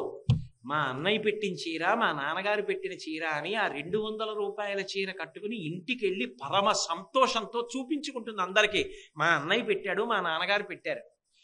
ఆ చీరే ఎక్కువ జాగ్రత్తగా దాచుకుని పవిత్రమైనటువంటి సందర్భాలు వస్తే ఆ చీర కట్టుకుని మా నాన్నగారు పెట్టారు, మా అన్నయ్య పెట్టాడంటే. ఆడపిల్లకి చూడ్డం ఏమొచ్చంటే, పుట్టింటి వారి యొక్క ప్రేమ చూస్తుంది తప్ప అన్ని వేళలా ఐశ్వర్యాన్ని చూడదావిడే. అయినప్పుడు ఆ తల్లి కట్టుకునేది అది అయ్యి ఉండొచ్చు, కానీ మనం ప్రేమతో ఆవిడికి ఒక 100 రూపాయల చీర పట్టుకెళ్ళి ఆనంద భాష్పాలు కారుతూ ఇస్తే, ఎందుకురా నాన్న అని అదే కట్టుకు కనబడుతుంది. కోరిక ఉండాలి కానీ పుచ్చుకుంటుంది. ఎంత కిందకైనా రాగలదు ఆమె, ఎంత గొప్పగానైనా ఉండగలదు. మన ఉపచారమును తీసుకోవడానికి ఎంత కిందకైనా వస్తుంది, రావడం కాదు. అమ్మవారి ఉపాసనకున్న గొప్పతనం ఏమిటో తెలుసా, అడిగి మరీ పుచ్చుకుంటుంది. పెద్ద పెద్ద అడిగితే చీలేడేమోనని బాలారూపంలో వచ్చి గాజులు ఏమని గాజులు పుచ్చుకుని వెళ్ళిపోతుంది, పువ్వులు ఇమ్మని అడిగి వెళ్ళిపోతుంది. మనం గుర్తు పట్టాలి కానీ ఏ మంచి పని చేస్తున్నా ఆవిడ వచ్చి అక్కడ నిలబడుతుంది కన్యారూపం. కాబట్టి దీనానామతి వేల భాగ్యజననీం దివ్యాంబరాలంకృతాం శ్రీశైలస్థలవాసినీం భగవతీం శ్రీమాతరం భావయే. శ్రీశైలస్థలవాసినీం, అమ్మా ఇన్ని అద్భుతమైనటువంటి గుణములకు పేటి నువ్వు. సమర విజయకోటి సాధకానందధాటి అంటూ మూకశంకర్లు అమ్మవారి గురించి స్తోత్రం చేస్తూ స్తుతి శతకంలో ఒక మాట అంటారు. అసలు అమ్మా నువ్వు పరమాద్భుతమైనటువంటి గుణములకు పెట్టెవి అంటారు. అమ్మవారి దగ్గర ఉన్నటువంటి గుణములన్నీ అంత గొప్పవి. ఆమె ఎంత గొప్పదైనా మనకి మాత్రం అమ్మ. అందుకే ఆమె ఎప్పుడూ కూడా యువతలవాడు నాకు ఎంత పెట్టాడన్నది కాదు, ఎంత ప్రేమతో పెడుతున్నాడన్న దానికి వశపడిపోతుంది. అసలు పెట్టడం కాదు, అమ్మా అన్న పిలుపు చాలు. నాకు ధర్మం కావాలి, నేను ధర్మానుష్ఠానాన్ని పొందాలమ్మా అని కోరితే చాలు. ఆవిడ ఎంత గొప్పగా అనుగ్రహించగలదో, ఎంత పరమాద్భుతమైన విషయం ఉన్నదో. అసలు ఆవిడ గొప్పతనం అంతా ఎంత గొప్పగా చెప్పచ్చో చూడాలి అంటే లావణ్యాధిక భూషితాంగ లతికాం. ఆ శ్లోకంలో శంకరాచార్యులు వారి తర్వాత లాక్షాల సద్రాగిణి సేవాయాత సమస్త దేవ వనితా సీమంత భూషాన్వితాం భావోల్లాసవసీకృత ప్రియతమాం భండాసురచ్ఛేదినీం శ్రీశైలస్థలవాసినీం భగవతీం శ్రీమాతరం భావయే. ఆమె అనుగ్రహ కటాక్షం ఎంత గొప్పగా ఉంటుందో, అసలు తెలుసుకు తీరవలసిన అద్భుతం ఎక్కడుందో. మరి గట్టెక్కిచ్చేస్తారు కదా, మళ్ళీ చివరకు వస్తున్నాం కదా. ఇంత అద్భుతమైన విషయాన్ని ప్రతిపాదిస్తారో మళ్ళీ రేపు సాయంకాలం కలుసుకున్నప్పుడు 7 గంటలకి విజ్ఞాపన చేస్తాను. రేపు ఈసారి నేను శారదా నవరాత్రులకి చేస్తున్నటువంటి ప్రవచనాల్లో చివరి రోజు కాబట్టి మిగిలిన శ్లోకాలు నేను పూర్తి చేసేయవలసి ఉంటుంది. కాబట్టి 6:45 శ్లోకాలన్నీ చదివించడం మొదలుపెట్టేస్తాను. 7 గంటలకి ప్రవచనం ప్రారంభమైపోతుంది.